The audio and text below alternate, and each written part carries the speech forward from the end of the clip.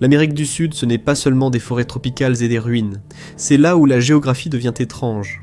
Des villes prospèrent, puis disparaissent soudainement, laissant des villes fantômes et des régions désertes isolées par les frontières, le relief et la politique. Les rivières changent de cours, les déserts fleurissent, puis disparaissent, et ce n'est que le début. Numéro 50. Le bassin de l'Amazone couvre 9 pays différents et 2,7 millions de miles carrés. Mais il n'a pas toujours coulé vers l'est. Autrefois, il se jetait dans le Pacifique, quand les dinosaures y buvaient. Puis avec la formation des Andes, le fleuve a inversé son cours. Mais la jungle n'est pas la seule chose en Amérique du Sud qui va vous couper le souffle. Numéro 49.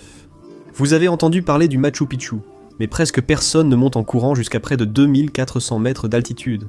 Depuis 1996, le marathon du chemin de l'Inca commence dans les vallées de Salcantay, passe par les ruines de Yactapata et se termine aux ruines. Le record est de 3 heures 23 minutes. La plupart des coureurs ont besoin de 5 à 6 heures. Courir en montagne, c'est brutal. Vivre à l'intérieur d'une montagne pendant des siècles, c'est tout autre chose. Numéro 48. Si vous cherchez où l'économie mondiale moderne est née, vous ne vous attendriez pas à une montagne en Bolivie. Mais le Cerro Rico, la montagne riche, était si précieux que Potosí était plus grande que Londres à son apogée au début des années 1600. Même aujourd'hui, 10 000 mineurs y travaillent encore, mais le sommet de la montagne commence à s'effondrer. Certains paysages sont creusés pour ce qu'ils contiennent, d'autres deviennent célèbres pour ce qui pousse à leur surface. Numéro 47. Le canal Cristals a un aspect biblique. Une rivière entière qui devient rouge, jaune, verte, bleue et noire. Les couleurs viennent d'une plante appelée Macarania clavigera, qui fleurit et envahit la rivière à certaines périodes de l'année. Maintenant, allons dans un endroit qui semble appartenir à une autre planète, mais en altitude. Numéro 46. Parmi les 10 villes les plus hautes du monde, 4 se trouvent en Amérique du Sud, mais la plus haute grande métropole de toutes, c'est La Paz, à près de 12 700 pieds. C'est à quelle altitude exactement? Plus haut que le mont Fuji. Pourtant, 2,3 millions de personnes y vivent. Si La Paz montre que l'on peut vivre partout, la côte pacifique de la Colombie aurait son mot à dire. Numéro 45. La côte pacifique de la Colombie ne compte que 2% de la population. Et la raison est simple, elle se noie. Certaines zones reçoivent 8 mètres de pluie par an. Mauvais pour les cultures, idéal pour les moustiques et les maladies. Ajoutez l'absence de port naturel, et cette côte est presque impossible à aménager et à utiliser pour le commerce. Certains lieux d'Amérique du Sud n'ont jamais vraiment vu leur histoire se terminer. Numéro 44. Même les endroits les plus arides de la planète connaissent des moments où ils reprennent vie. Lorsque le désert d'Atacama reçoit enfin de la pluie, la terre se réveille littéralement d'entre les morts. Des graines cachées donnent soudain naissance à des prairies et à des fleurs sauvages qui fleurissent vite, qui ne durent que quelques semaines avant de disparaître à nouveau. Mais cela se produit principalement en altitude. Plus bas, l'Atacama reste d'une sécheresse implacable, tandis que l'Atacama s'éveille brièvement avant de s'effacer. Au cœur de l'Amérique du Sud, des peuples entiers sont restés cachés pendant des siècles. Numéro 43. En ce qui concerne les tribus de l'âge de pierre non contactées, l'Amérique du Sud l'emporte haut la main. Son vaste intérieur est tellement isolé qu'il existe au moins 124 groupes non contactés, et ce n'est que ceux dont nous avons connaissance. Environ 95% des tribus non contactées du monde vivent ici. C'est pourquoi des endroits comme le Pérou installent des panneaux d'avertissement. C'est pour le bien de tous. Cela peut être mortel pour eux, comme pour vous. Maintenant, allons dans un endroit tellement sec qu'on dirait que le monde a appuyé sur le bouton déshydratation. Numéro 42. Le Sahara n'est pas le désert le plus sec du monde, et ce n'est pas non plus l'Antarctique, c'est l'Atacama, au Chili. Ce n'est pas étonnant, quand on sait qu'il a de la chance de recevoir 0,02 pouces de précipitations par an. Certaines parties du désert n'ont pas reçu une seule goutte de pluie depuis au moins 500 ans. Numéro 41. À 16 700 pieds d'altitude, la Rinconada, au Pérou, est la plus haute agglomération permanente sur Terre, abritant environ 12 500 personnes. Il n'y a pas d'assainissement, il y a de la pollution au mercure et tellement de criminalité qu'on la surnomme la ville sans loi du Pérou. Mais les gens restent pour une seule raison, l'or. De l'or dans les montagnes au cuivre dans le désert, les gens poursuivent toujours ce qui est enfoui sous terre. Numéro 40. L'Atacama n'est pas complètement vide. Elle repose sur du cuivre. Et en 1915, le Chili a ouvert Chuquicamata, la plus grande mine de cuivre à ciel ouvert du monde. On y a construit une ville de 25 000 habitants, jusqu'à ce que la pollution devienne si grave dans les années 2000 que tout le monde a été relogé à Calama. Les rues sont toujours là, des maisons abandonnées, de la poussière et une statue de Pinocchio sur une aire de jeu à l'abandon. Maintenant, prenez cette même ambiance de rêve abandonné et déplacez-la au cœur de la jungle. Numéro 39. Fordlandia était la ville-entreprise d'Henry Ford en Amazonie, construite pour produire le caoutchouc nécessaire à ses voitures, avec une piscine, un terrain de golf, des cours de tennis et un cinéma. Mais la vie ici était stricte, pas d'alcool, pas de tabac, et les responsables faisait du porte-à-porte pour faire respecter les règles. Les ouvriers se sont révoltés en 1930. Aujourd'hui, ce n'est plus qu'un village de 3000 habitants. Et quand les gens disparaissent, autre chose prend leur place. Et ce n'est jamais ce à quoi on s'attend. Numéro 38. Parce qu'il y a si peu de gens, l'Amazonie regorge de vie que nous n'avons pas encore documentée. Lors d'une expédition du WWF, entre 2014 et 2015, les chercheurs ont découvert une nouvelle espèce, tous les 2 jours, y compris des centaines de plantes, de poissons, d'amphibiens et de reptiles. Mais cet isolement signifie que certaines espèces sauvages sont menacées. Et si vous aimez ces explorations géographiques approfondies, n'oubliez pas de vous abonner. Ce continent offre assez de curiosités géographiques pour toute une vie. Numéro 37. L'Amérique du Sud abrite un dauphin unique au monde. Le dauphin de l'Amazone, célèbre pour sa peau rose. Il vit dans des voies navigables isolées, mais reste menacé par les barrages, la pollution et son utilisation comme appât. Il peut vivre loin des gens, mais il n'est pas à l'abri de ce que font les humains. Ce qui nous amène à un endroit qui a tenté quelque chose qu'aucun pays n'avait jamais fait auparavant. Numéro 36. En 2008, l'Équateur est devenu le premier pays à déclarer que la nature avait des droits constitutionnels. Et ce n'est pas symbolique. En 2021, la Cour constitutionnelle a bloqué l'exploitation minière dans la forêt protégée de Los Cedros, statuant qu'elle a le droit d'exister et de prospérer. Et cela ne s'arrête pas aux forêts. Même les mangroves sont protégées par la loi contre les humains, mais ce n'est peut-être pas la loi la plus étrange d'Amérique du Sud. Numéro 35. Montevideo compte près de 1,8 million d'habitants, et les salières sont pratiquement illégales. La ville a interdit les condiments sur les tables, y compris le ketchup et la mayonnaise. Avec environ un tiers de la population de l'Uruguay qui y vit, et 40% souffrant d'hypertension, ils ne prennent aucun risque. Mais la nature ne fait pas de loi. Elle se contente de mettre tout le monde dehors de toute façon. Numéro 34.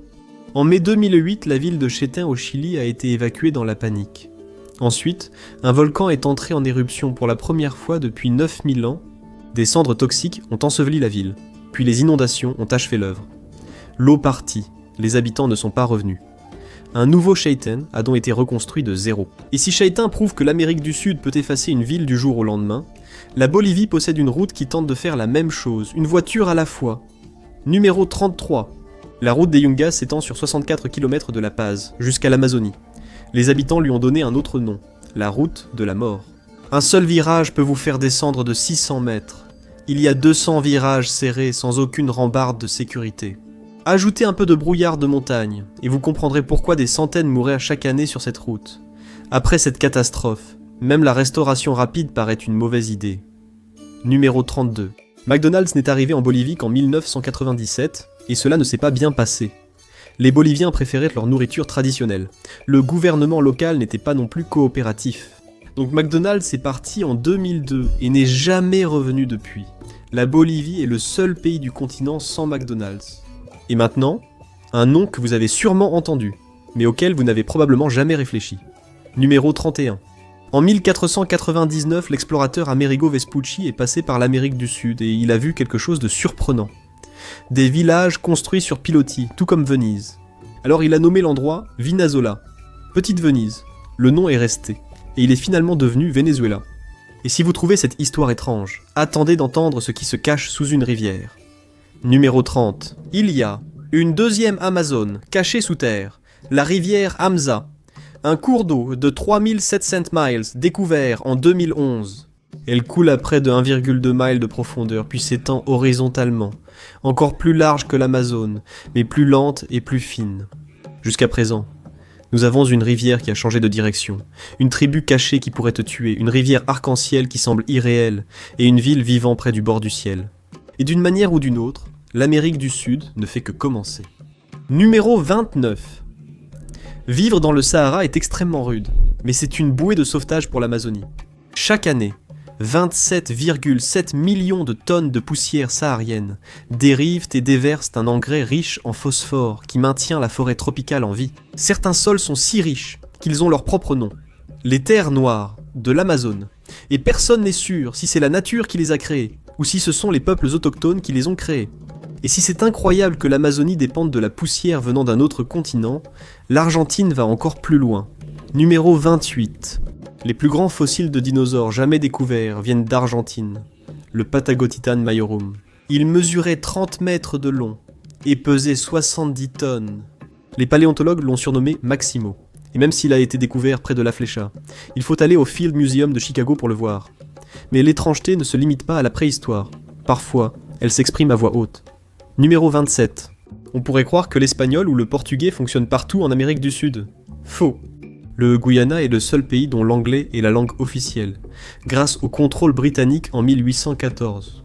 Ce changement a amené des vagues de personnes venant d'Inde, d'Afrique, de Chine, d'Europe et des communautés autochtones, faisant du Guyana l'un des pays les plus diversifiés du continent. Passons à un endroit où les voisins ne frappent jamais. Avant de poursuivre notre voyage du jour sur la carte, je voudrais remercier le sponsor du jour, Mintos, une plateforme d'investissement où vous pouvez commencer à investir avec seulement 50 €. Avant d'aller plus loin, clarifions 2 idées reçues sur l'investissement. Mythe numéro 1. Les actions sont le seul moyen de faire croître régulièrement votre épargne. Eh bien, les actions sont volatiles. L'indice américain S&P 500 subit de fortes baisses chaque année, et en 2025, il a chuté de près de 19% avant de se redresser. Cela peut être stressant, et amener de nombreux investisseurs à faire des erreurs coûteuses et émotionnelles. Mythe numéro 2. Les actifs à revenus fixes sont complexes et non destinés aux investisseurs ordinaires. En réalité, investir dans le revenu fixe est plus simple que vous ne le pensez. Le marché européen des investissements alternatifs de détail a presque doublé en seulement 5 ans. C'est là que Mintos entre en jeu. Mintos est une plateforme facile à utiliser qui vous permet d'investir dans des prêts, des obligations et de l'immobilier en seulement quelques clics. L'objectif est simple. Gagner un revenu régulier sans dépendre des hauts et des bas du marché boursier et diversifier votre risque. Les prêts sur Mintos ont offert un rendement net annuel, moyen de 8,8% depuis 2015, ce qui est supérieur à un compte d'épargne. Mintos a été fondé en 2014 et compte plus de 700 000 investisseurs à travers l'Europe, gérant plus de 800 millions d'euros d'actifs pour les investisseurs. Commencez à investir avec seulement 50 € et optez pour une gestion entièrement automatisée, ou prenez le contrôle total. Pour recevoir un bonus de bienvenue exclusif, scannez le code QR ou cliquez sur le lien dans la description. Commencez à investir dès aujourd'hui avec Mintos et faites fructifier votre argent. Numéro 26. Qu'est-ce qui est rare au Paraguay? Des diamants? De l'or? Réponse, les sonnettes. Même en hiver. Il fait environ 17 degrés Celsius et en été, on atteint environ 28 degrés Celsius. Donc, les gens gardent leurs fenêtres ouvertes. Alors, au lieu de sonner, il suffit de taper dans ses mains dehors, et c'est ça votre sonnette. Parlons maintenant d'un type de richesse qui ne change pas seulement une ville, mais qui change l'histoire. Numéro 25. Depuis 2014, La Paz dispose d'un réseau de téléphériques de 10 lignes transportant 100 000 personnes par jour jusqu'à El Alto. C'est extrême, mais c'est toujours mieux que l'heure de pointe, à près de 4000 mètres d'altitude dans les Andes. Faire traverser un terrain impossible aux gens est un défi. En extraire de la richesse en est un autre. Numéro 24. La Colombie est la reine mondiale de l'émeraude. Le département de Boyacá à lui seul produit environ 55% du marché mondial. En 2025, les ventes d'émeraude ont atteint environ 150 millions de dollars. Elles sont prisées pour leur couleur vive et leur clarté, grâce à une rare formation de schiste noir. Mais le boom minier a empoisonné les rivières avec des déchets. Et maintenant, la Colombie doit trouver comment extraire ses trésors sans tout détruire autour. Mais la géographie la plus étrange d'Amérique du Sud n'est pas souterraine, elle est dessinée sur la carte. Numéro 23. En Amérique du Sud, chaque pays est voisin du Brésil, sauf le Chili et l'Équateur. Donc le Brésil touche 10 nations différentes. Seules la Russie et la Chine ont plus de voisins terrestres, avec 14 chacun, ce qui fait du Brésil en quelque sorte le voisin sympathique de tout le monde. Voici un détail qui va complètement bouleverser votre sens de l'orientation. Numéro 22. L'Amérique du Sud porte bien son nom. Les îles Diego Ramirez du Chili sont plus au sud que n'importe quel autre endroit sur Terre, à l'exception de l'Antarctique, mais le continent s'étend à peine vers l'ouest. L'Ohio est plus à l'ouest que la majeure partie de celui-ci. Le point le plus à l'ouest s'aligne avec des villes comme Aurora et Kent, donc une petite partie de l'Amérique du Sud chevauche en fait la longitude de l'Ohio. Maintenant, éloignons-nous encore plus, car une chaîne de montagnes refuse de suivre un tracé bien net. Numéro 21. Jusqu'où vont les Andes? Des îles paradisiaques comme Aruba, Bonaire et Curaçao sont en réalité des sommets de montagnes, vestiges des Andes cachés sous l'eau, et cela ne s'arrête pas là. Les îles escarpées au large de la Patagonie appartiennent aussi aux Andes. Ainsi, les Andes sont encore plus vastes que vous ne l'imaginez. Ensuite, il y a le fleuve qui refuse tout simplement d'être contenu. Numéro 20, tu veux un fait vraiment étrange sur l'Amazone. Il n'y a pas un seul pont au-dessus de son cours principal. Pendant la saison des pluies, le fleuve peut monter de 15 mètres et s'étendre jusqu'à 50 km de large, et les rives bougent tellement que construire un pont revient à ancrer du béton dans des sables mouvants. Et ce n'est même pas la seule façon dont le fleuve s'oppose aux infrastructures. L'Amazone résiste à l'ingénierie, mais la politique ici peut être tout aussi compliquée. Numéro 19. La plupart des capitales sud-américaines concentrent une grande partie de la population de leur pays. Mais le Brésil fait figure d'exception majeure. Brasilia compte environ 3 millions d'habitants. Mais cela ne représente que 1,4% du Brésil. Car le Portugal a laissé une immense colonie se développer en plusieurs grandes villes puissantes, au lieu d'un seul centre principal. Pendant ce temps, l'Espagne gérait ses colonies via divers centres de pouvoir. Ainsi, dans beaucoup de pays autrefois dominés par l'Espagne, une seule métropole a fini par concentrer la population. Passons maintenant à l'une de ces traditions qui ressemblent à une blague, jusqu'à ce qu'on réalise qu'elle est réelle. Numéro 18. Le président de l'Argentine a un travail secondaire très étrange. Selon la loi, le président en exercice peut devenir le parrain de n'importe quel 7e enfant d'une famille, si celle-ci en fait la demande.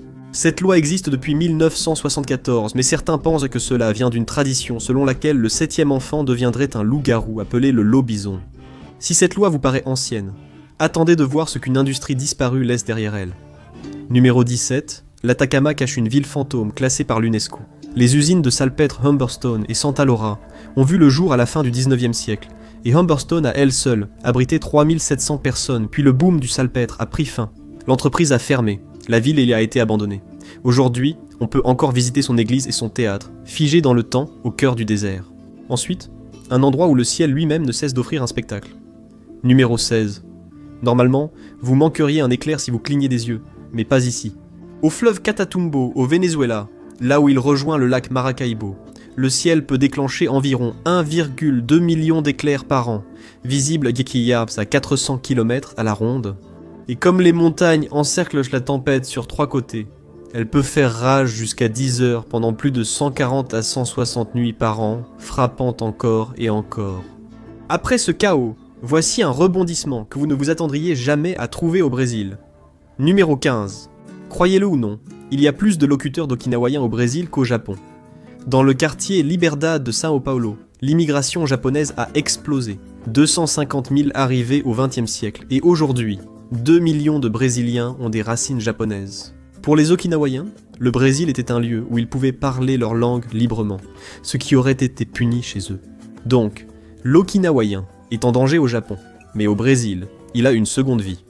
Retournons dans les montagnes, où même le mot capitale devient compliqué. Numéro 14.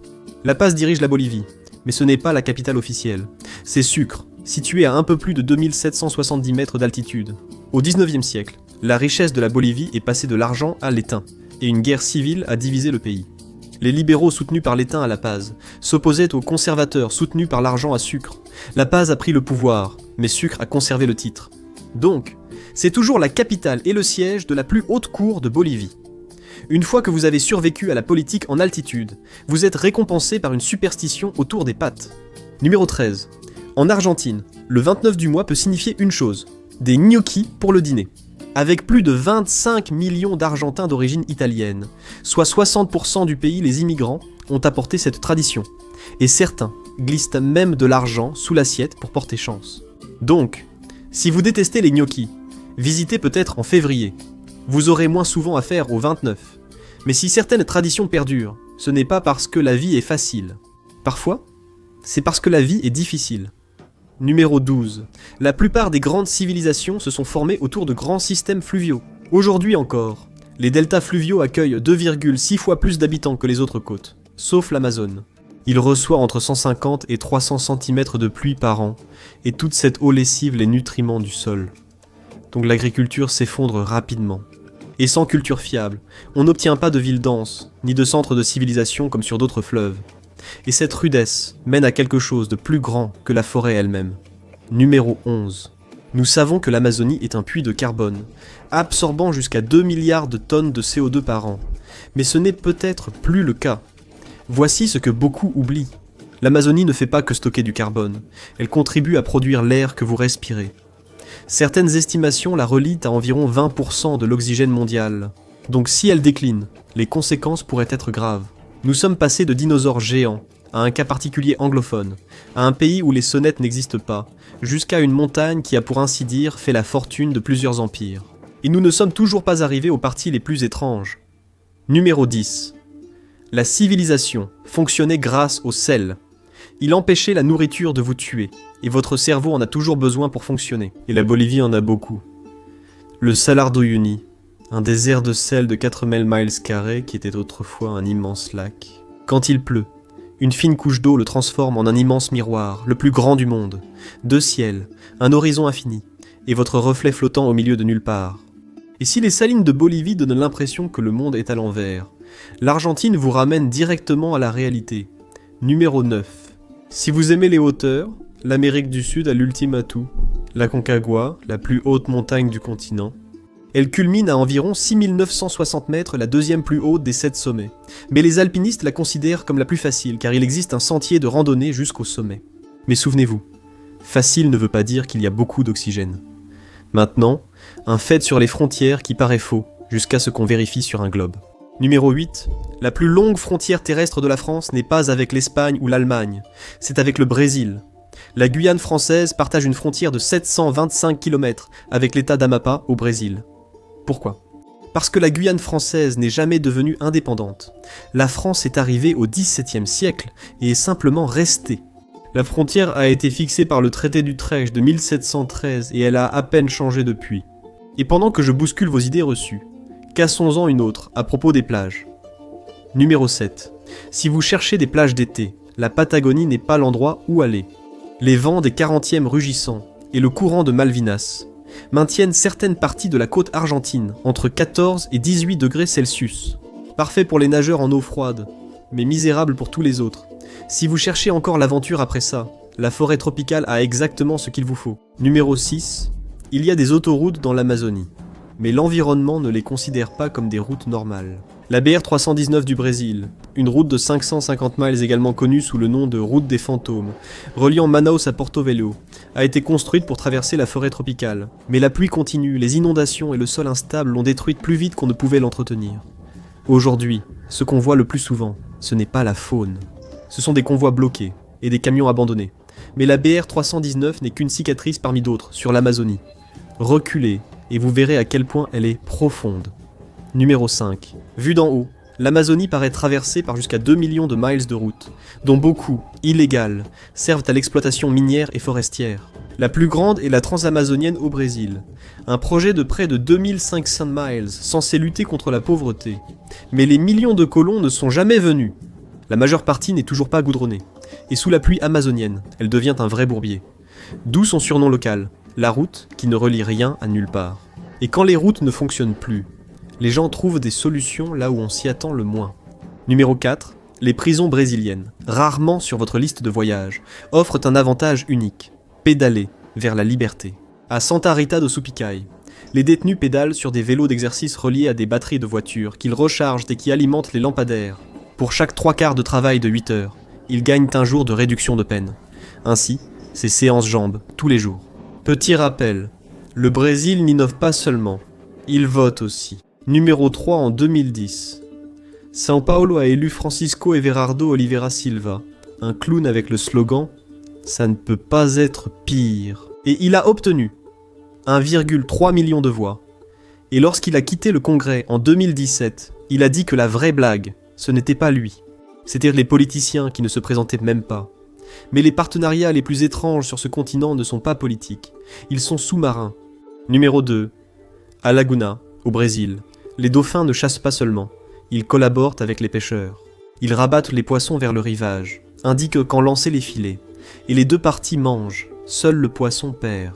Cela dure depuis 150 ans, et certains habitants peuvent reconnaître des dauphins individuels rien qu'à leur apparence ou même à leur respiration. Mais ce n'est pas la chose la plus étrange. Le plus étrange, c'est que les humains ont un jour cru avoir trouvé des géants. Et enfin, numéro 1. Lorsque Ferdinand Magellan est arrivé dans le sud de l'Amérique du Sud en 1520, son équipage a juré avoir trouvé des géants. Un homme était si grand qu'il ne lui arrivait qu'à la taille. C'est de là que vient le nom de la Patagonie, Patagones, ce qui signifie grand pied. Pourtant, ces gens s'appelaient en réalité les Tehuelche. Ce n'étaient pas des géants mythiques, simplement des personnes exceptionnellement grandes pour l'époque, et ils sont toujours présents aujourd'hui, avec environ 40 et 1 000. Recensés lors du recensement argentin de 2022. Et si les géants de la Patagonie étaient terrifiants à cause de leur taille, la Bolivie possède une route qui est terrifiante parce qu'elle se moque de votre taille. Elle vous tuera quand même. Merci de m'avoir rejoint aujourd'hui. J'espère que vous avez apprécié la vidéo. Et si vous voulez voir plus de vidéos comme celle-ci, pensez à vous abonner et à activer les notifications. Cela fait vraiment une différence. Merci encore, et je vous retrouve la prochaine fois sur ma PAC. Un colis partant de Tokyo et un autre partant de New York peuvent arriver à votre porte exactement au même moment parce qu'ils se sont tous les deux arrêtés à Anchorage. Une ville que la plupart des gens considèrent comme isolée, glacée et éloignée de tout, se trouve en réalité au centre de tout. Quand on prend du recul, Anchorage se trouve juste entre les deux plus grandes zones économiques de la planète. Et ce n'est que le début. Cette ville a une influence bien supérieure à sa taille. Un pouvoir que la plupart des villes 10 fois plus grandes n'égalent pas. Alors, comment un endroit qui paraît aussi isolé peut-il devenir aussi puissant ? Pour commencer, Anchorage est le cœur de l'Alaska. Plus d'un tiers de la population de l'État y vit. Cette concentration lui donne un contrôle démesuré sur l'économie, les déplacements et les infrastructures de l'État. Presque toute personne venant en Alaska par le continent passera par Anchorage. À première vue, Anchorage est isolé des villes voisines. Aucune solution de rechange régional, ni alternative. Mais en réalité, tous les systèmes essentiels, les vols, le fret et les connexions, convergent vers ce seul centre névralgique. L'aéroport international Ted Stevens d'Anchorage transporte des millions de passagers et gère plus de 100 000 atterrissages chaque année, soit plus de 4 fois le trafic passager de Fairbanks, la seule autre grande plaque tournante de l'État. Le suivi et l'optimisation du fret en temps réel assurent des expéditions efficaces, même par météo extrême en Alaska. Le suivi et l'optimisation du fret en temps réel assurent une circulation efficace des expéditions, même sous le climat extrême de l'Alaska, ce qui en fait un maillon essentiel des chaînes d'approvisionnement mondiales. Voici ce que la plupart des gens n'envisagent jamais. Si cet aéroport cesse de fonctionner, les chaînes du froid pharmaceutique s'effondrent, les chaînes de montage automobile s'arrêtent à Détroit, et les fruits de mer frais n'arrivent jamais à New York. Un aéroport, une ville. Et les conséquences touchent chaque continent peuplé. Mais c'est là que ça devient intéressant. C'est là où les routes long courrier se croisent, où le fret est redirigé, et où les voyageurs passent sans même se rendre compte à quel point cette escale est cruciale. Depuis Anchorage, 90% du monde développé se trouve à moins de 9h30 de vol, ce qu'aucun autre grand aéroport sur Terre ne peut revendiquer. Les transporteurs d'Asie peuvent charger davantage avec moins de carburant, faire escale à Anchorage pour refaire le plein, puis poursuivre vers l'Amérique du Nord avec des chargements qu'ils ne pourraient pas transporter en vol direct. L'aéroport est classé comme le 2e aéroport de fret le plus fréquenté des États-Unis, et le 4e au monde. FedEx, UPS et le service postal américain y ont d'importants centres de distribution. L'Alaska est tellement essentiel au réseau postal et de colis des États-Unis qu'il bénéficie d'une dérogation fédérale unique permettant de transférer du fret entre différents avions du même transporteur étranger sans inspection supplémentaire. Aucun aéroport des 48 États continentaux ne bénéficie de ce privilège. Cela semble un petit gain de temps, mais cela permet de gagner des heures sur la livraison, de réduire les coûts et de faire d'Anchorage un pôle logistique mondial. L'ensemble des États-Unis et du Canada se trouve d'un côté, tandis que de l'autre côté du Pacifique se trouvent des géants comme le Japon, la Chine et la Corée du Sud. Les routes de fret venant de Russie traversent l'Arctique et le Pacifique, faisant d'Anchorage un point de passage naturel pour les cargaisons lourdes intercontinentales. Désormais, les compagnies aériennes de passagers s'y intéressent. Elles demandent le même type de flexibilité pour les passagers, Une initiative qui pourrait transformer Anchorage d'un centre de fret en un véritable centre de transit mondial. La puissance d'Anchorage s'étend aussi du ciel à la mer. Le port de l'Alaska transporte 95% du pétrole raffiné de l'État et près des 3/4 de toutes les marchandises, reliant des ressources essentielles à l'aéroport et au-delà. Chaque cargaison qui transite par le port fait fonctionner les communautés, maintient les entreprises ouvertes et alimente l'infrastructure. C'est aussi rentable. Le port de l'Alaska génère suffisamment de revenus pour financer sa propre expansion et ses améliorations, tout en versant même une redevance à la ville qui aide à faire fonctionner le gouvernement local. Sa mission principale est de fournir du carburant à la grande base militaire de la ville et à l'aéroport international, pour assurer le fonctionnement continu des opérations toute l'année. Même en hiver, lorsque le bras de mer Nick gèle, le port continue de fonctionner sans interruption. Ces dernières années, le port a traité plus de 5 millions de tonnes de carburant et de marchandises. Et avec la croissance de la population et de l'industrie en Alaska, ces chiffres ne feront qu'augmenter. Nourrir et approvisionner l'Alaska en carburant est essentiel, car elle produit bien plus qu'elle ne consomme. En 2024, le PIB de l'Alaska était juste en dessous de 70 milliards de dollars, le pétrole et le gaz représentant la majeure partie. Le pétrole de Prudhoe Bay transite par Anchorage, et ce flux n'est pas seulement local, il est stratégique. Parce que chaque baril qui descend vers le sud renforce l'indépendance énergétique des États-Unis, réduit la dépendance au pétrole étranger, et donne au pays plus de contrôle sur son propre approvisionnement.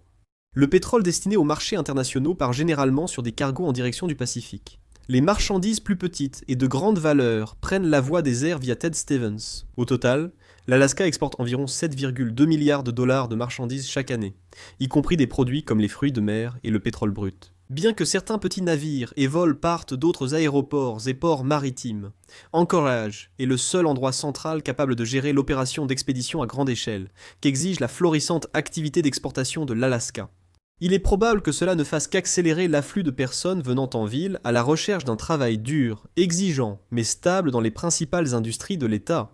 La plupart de l'Alaska s'arrête en hiver, Anchorage non. Avec des températures au-dessus de zéro pendant 7 à 8 mois de l'année, le port continue de fonctionner, la base reste opérationnelle et le trafic aérien continue. Et à mesure que cette période s'allonge, l'avantage d'Anchorage sur toutes les autres villes de l'État s'accroît également.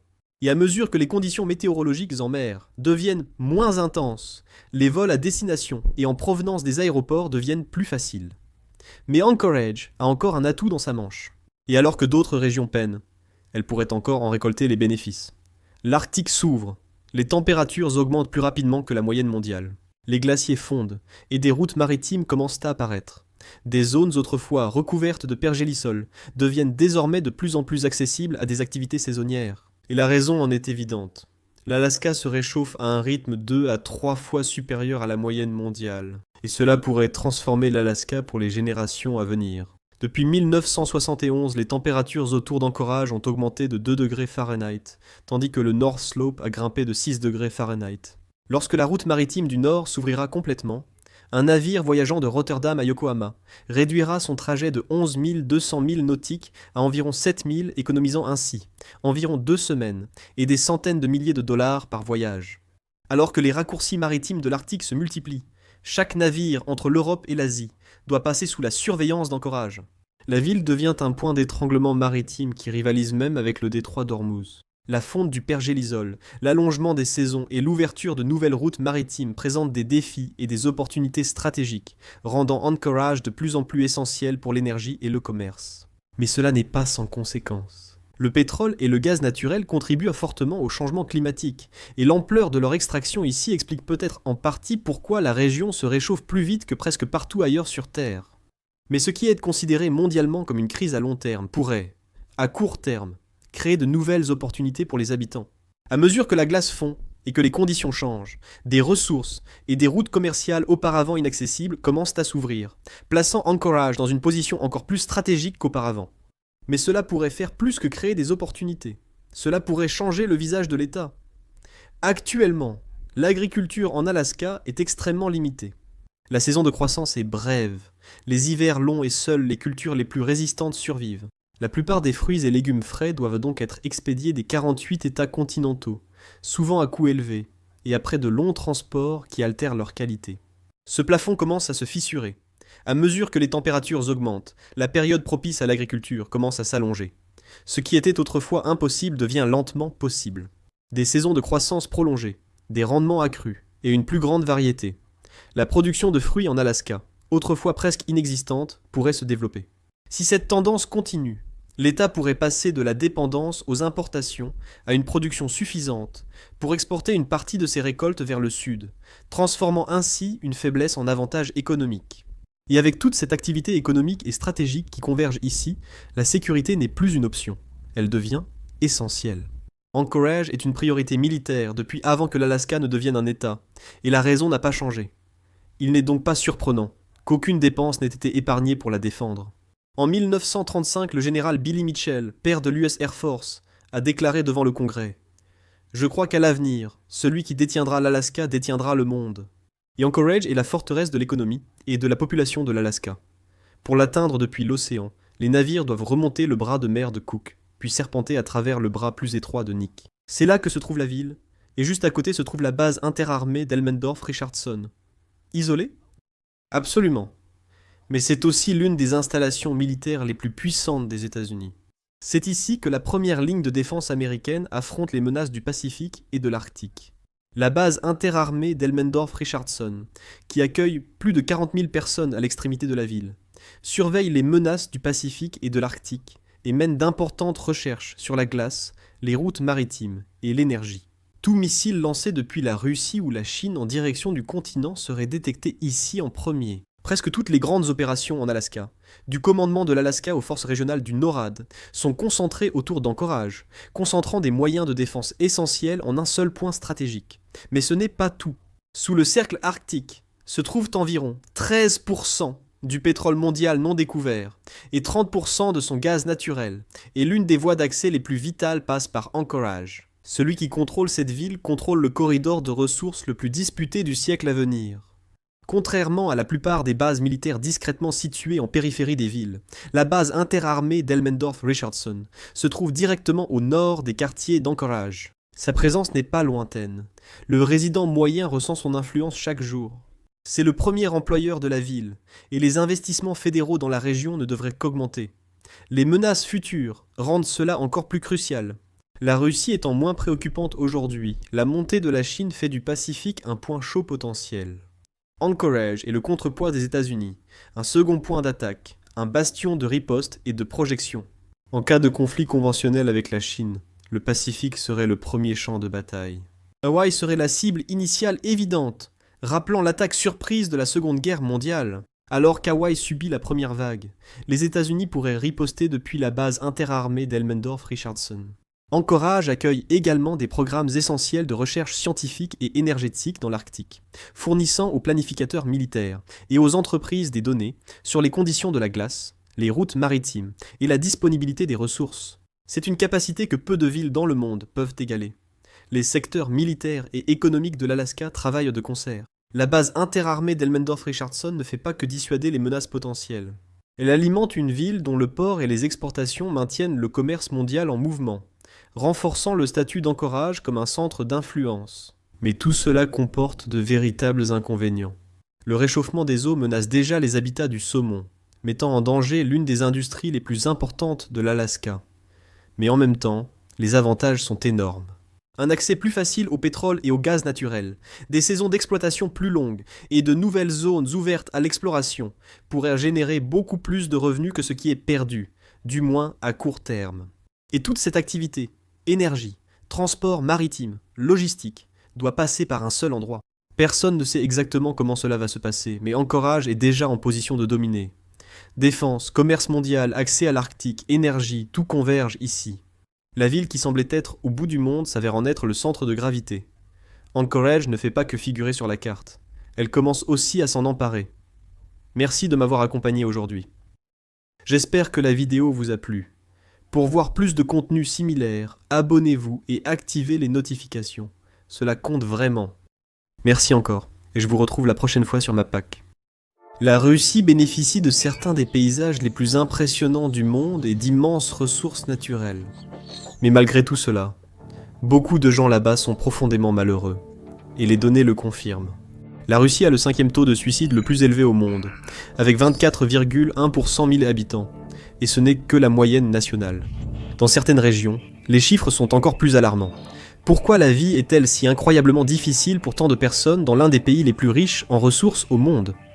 Regardons cela de plus près.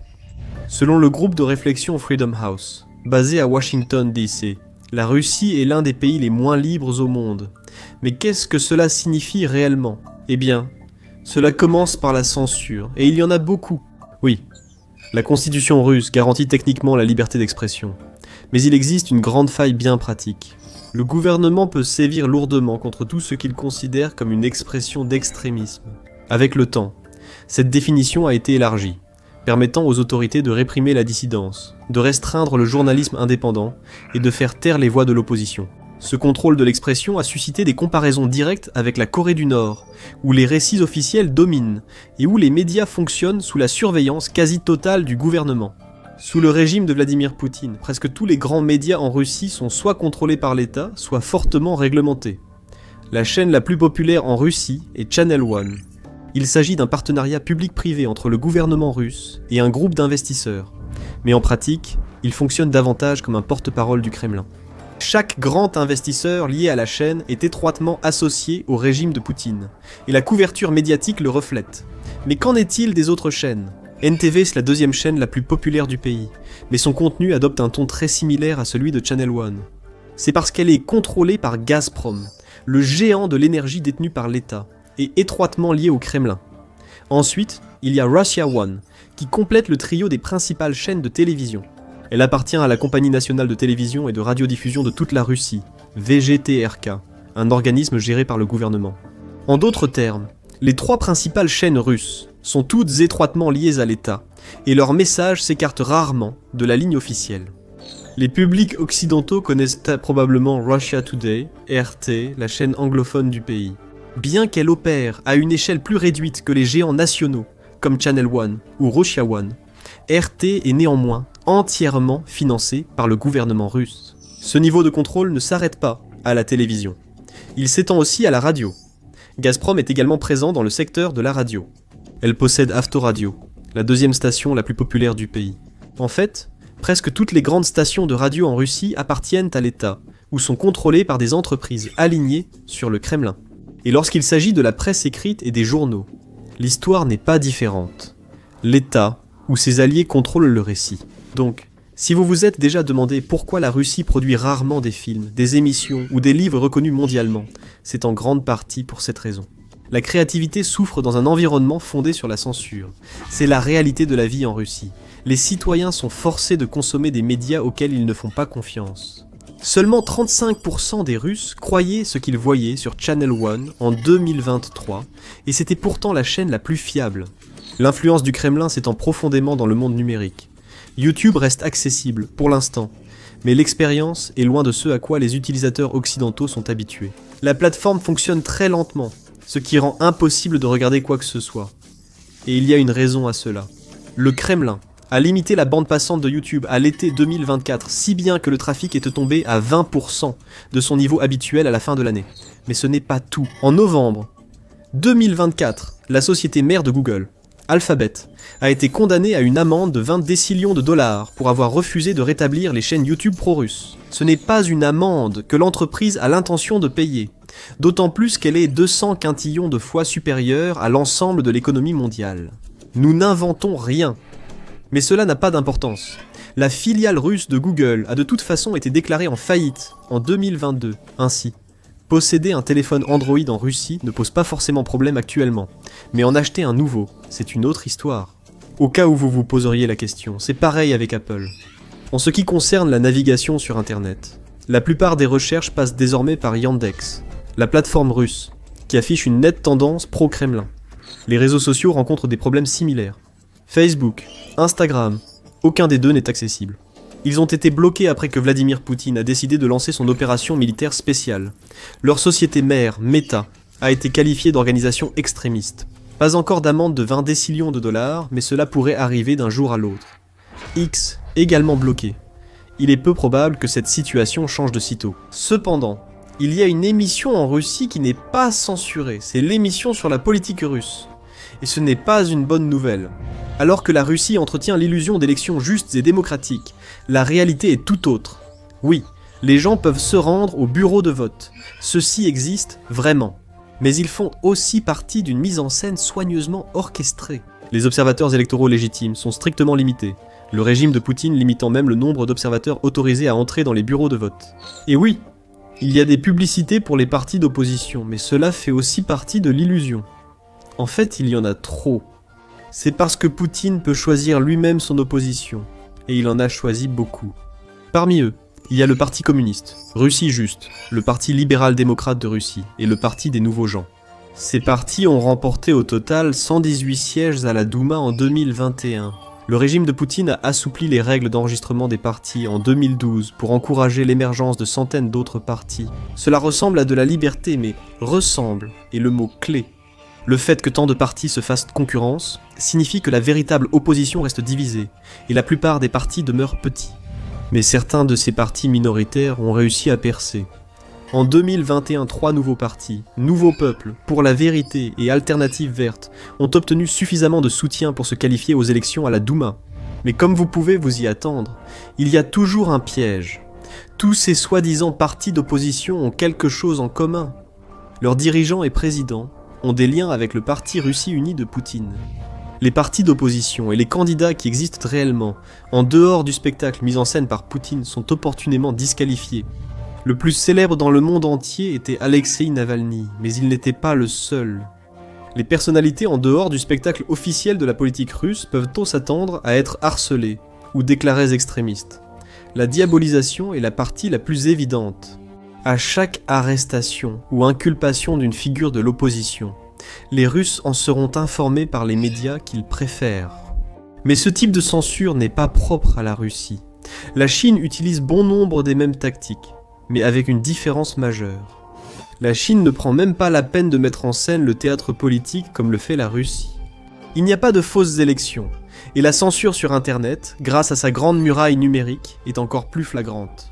Et pourtant, son taux de suicide parmi les citoyens est de 9,17 pour 100 000. Pourquoi ? Une explication est que le gouvernement chinois a passé un accord avec son peuple en échange de cela. Il continue de les diriger d'une main de fer, mais garantit la croissance économique en contrepartie. Et cela a fonctionné. Environ 800 millions de personnes sont sorties de la pauvreté, depuis que le pays s'est ouvert au monde en 1978. Le salaire médian en Chine est d'environ 4 000 $ par mois. Jusqu'à présent, le Parti communiste a tenu la promesse qu'il avait faite. La Russie, elle, n'a jamais fait une telle promesse. La vie a toujours été difficile pour le travailleur russe moyen, mais ces dernières années, les conditions se sont nettement détériorées. Ceux qui cherchent à comprendre les raisons de cette difficulté croissante prennent de vrais risques. La vérité n'est pas facilement accessible dans les médias traditionnels. Et selon la législation russe actuelle, diffuser ce que le gouvernement définit comme des informations sciemment fausses sur la soi-disant opération militaire spéciale peut entraîner jusqu'à 15 ans de prison. En conséquence, une grande partie de la réalité reste obscurcie. L'invasion de l'Ukraine par Poutine a fait de la Russie le pays le plus sanctionné au monde, dépassant même la Corée du Nord et l'Iran. Cela peut sembler surprenant, surtout compte tenu de la richesse et de la sécurité dont jouissent encore le président Vladimir Poutine et son cercle rapproché. Mais ce contraste frappant reflète la nature du système politique et économique russe. Même avant la guerre en Ukraine, la Russie se distinguait sur la scène économique mondiale. Bien qu'elle soit classée comme la 11e plus grande économie du monde, cette richesse n'est pas partagée par tous. La Banque mondiale indique que le PIB nominal par habitant de la Russie en 2023 est d'un peu moins de 13 900 $. C'est bien en dessous des États-Unis, qui atteignent presque 83 000 $, mais c'est aussi inférieur à des pays comme Andorre, la Chine ou même le Costa Rica. Alors pourquoi les gens en Russie ne gagnent-ils pas plus d'argent ? La partie la plus importante de l'économie russe, de loin, et le secteur de l'énergie. Il représente 20% du PIB annuel du pays. Mais pour les personnes qui y travaillent, la rémunération n'est pas à la hauteur de ce qu'elles pourraient attendre d'un emploi aussi important. Début 2024. Les travailleurs du secteur pétrolier et gazier en Russie gagnaient en moyenne environ 1 400 $ par mois. C'est 2 tiers de plus que la moyenne nationale. Mais leurs homologues américains dans le même secteur gagnent en moyenne près de 5,6 fois plus, soit presque 7 700 $. Après plus de 3 ans de guerre, même les emplois du secteur énergétique russe perdent en compétitivité. L'armée russe manque tellement de personnel qu'elle offre des primes à la signature d'environ 2400 $ et des salaires mensuels d'environ 2600 $. Et pourtant, cela reste inférieur au salaire médian américain, qui est juste en dessous de 4800 $. Ce déséquilibre économique se reflète également dans l'ensemble du tissu industriel russe. Les produits énergétiques dominent facilement les exportations du pays, tandis que l'agriculture arrive loin derrière. Au-delà du secteur de l'énergie, les plus grandes entreprises russes sont Sberbank et des géants des ressources comme MMC Norilsk Nickel, PJSC, un important fournisseur de nickel et de palladium. Pourtant, malgré sa vaste superficie et sa richesse naturelle, la Russie ne s'est pas imposée comme un leader dans les industries mondiales de pointe. Les marques russes reconnues et à l'échelle mondiale sont rares, voire inexistantes, et cette tendance ne semble pas près de changer. Pour ceux qui visent une carrière dans des entreprises prestigieuses ou innovantes, les meilleures opportunités restent hors de Russie. Auparavant, cette voie restait ouverte à de nombreux Russes, symbole de la fin de la guerre froide et de la promesse d'une nouvelle ère d'opportunités mondiales. Du moins c'était l'idée. Cela devait marquer un tournant. Les États-Unis abritent certaines des entreprises les plus riches et les plus connues au monde. Il suffit de regarder ce qu'ils exportent. L'éventail comprend l'énergie, les produits agricoles, les automobiles, le matériel médical, les équipements électroniques avancés et des œuvres artistiques comme des antiquités et des tableaux. C'est parce qu'il y a des géants technologiques comme Apple et Microsoft, des mastodontes du divertissement comme Disney, des constructeurs automobiles majeurs comme Ford et GM et bien d'autres marques. Beaucoup d'entre elles sont arrivées en Russie après 1991 pour faire des affaires. La transition a été difficile pour la Russie, mais il y avait toujours de l'espoir de l'autre côté grâce à la présence de ces entreprises. Mais aujourd'hui, plus de 1000 entreprises internationales ont soit réduit, soit arrêté leurs activités en Russie. La situation ne cessait de se détériorer alors que Poutine se vantait de l'annexion de la Crimée. Mais l'opération militaire spéciale a complètement coupé les liens commerciaux avec l'Occident. Certaines entreprises étrangères, principalement chinoises, continuent d'opérer en Russie. L'économie chinoise est bien plus diversifiée que celle de la Russie. C'est le leader mondial de la fabrication. Mais il existe aujourd'hui beaucoup plus d'emplois hors des usines. La Chine possède des leaders comme Huawei dans les télécommunications et une industrie de la voiture électrique dynamique menée par BYD. TikTok, appartenant à ByteDance, est aussi une entreprise chinoise. Il y a des preuves que ces entreprises recrutent en Russie. Mais c'est une arme à double tranchant. Avec le départ des entreprises occidentales, de nombreux talents sont disponibles. Elles en profitent et entraînent sans doute des salaires plus bas. Sans surprise, les gens ont voté avec leurs pieds et ont quitté le pays. L'opération militaire spéciale a entraîné une fuite des cerveaux, car des centaines de milliers de compatriotes parmi les plus instruits ont fui à l'étranger pour éviter la conscription. Cet exode des talents a conduit Vladimir Poutine à les qualifier de traîtres.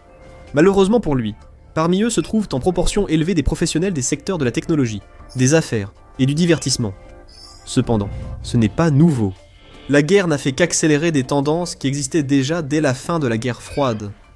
Vous pouvez maintenant vous rendre compte à quel point l'économie russe est contradictoire. Son profil démographique, avec une population vieillissante et en déclin, ressemble à celui des pays les plus développés du monde, mais son économie ressemble davantage à celle d'un pays en développement. Et son PIB par habitant le confirme. Mais c'est encore pire selon l'endroit où se trouvent les Russes. S'ils travaillent à Moscou ou à Saint-Pétersbourg, ils font partie des chanceux. Leur seul contact avec l'Ukraine, ce sont les reportages biaisés qu'ils entendent chaque jour. Mais la Russie, ce n'est pas seulement Moscou et Saint-Pétersbourg. C'est un pays extraordinairement diversifié. Malheureusement, cette diversité, c'est le résultat d'une histoire assez sombre. La Russie s'est libérée de la domination mongole et s'est rapidement étendue entre les 16e et 19e siècles. Mais son expansion vers ces régions lointaines et peu peuplées a posé un problème. Ces endroits étaient éloignés du cœur de la Russie, et Moscou doutait naturellement de leur loyauté. Alors, elle a trouvé une solution. Regardez une carte des grands réseaux routiers russes. Un détail vous frappera immédiatement. Alors que le cœur européen est bien connecté, la Sibérie reste en grande partie isolée. À quelques exceptions près, elle est plus étroitement reliée à Moscou par l'autoroute transsibérienne qu'à la plupart des régions situées qu'aux à l'est de l'Oural. Il est très difficile d'appartenir à une minorité en Russie. Bien que les médias diffusés chaque matin soient largement similaires dans tout le pays, pour de nombreuses minorités, surtout en régions isolées, Les déplacements les plus élémentaires représentent un sérieux défi. Les infrastructures autoroutières sont souvent limitées ou non goudronnées, en particulier en Sibérie. Il faut reconnaître que cela est en partie dû au climat rude et impitoyable. Certaines villes sont inaccessibles par la route, car recouvertes de glace et de neige presque toute l'année. Mais le climat n'est pas la seule difficulté. L'extrême-orient russe est peut-être isolé, mais il possède des ressources fantastiques. Il y a des hydrocarbures, du minerai de fer, de l'or, de l'argent, et 220 millions d'hectares, soit 544 millions d'acres de terres agricoles.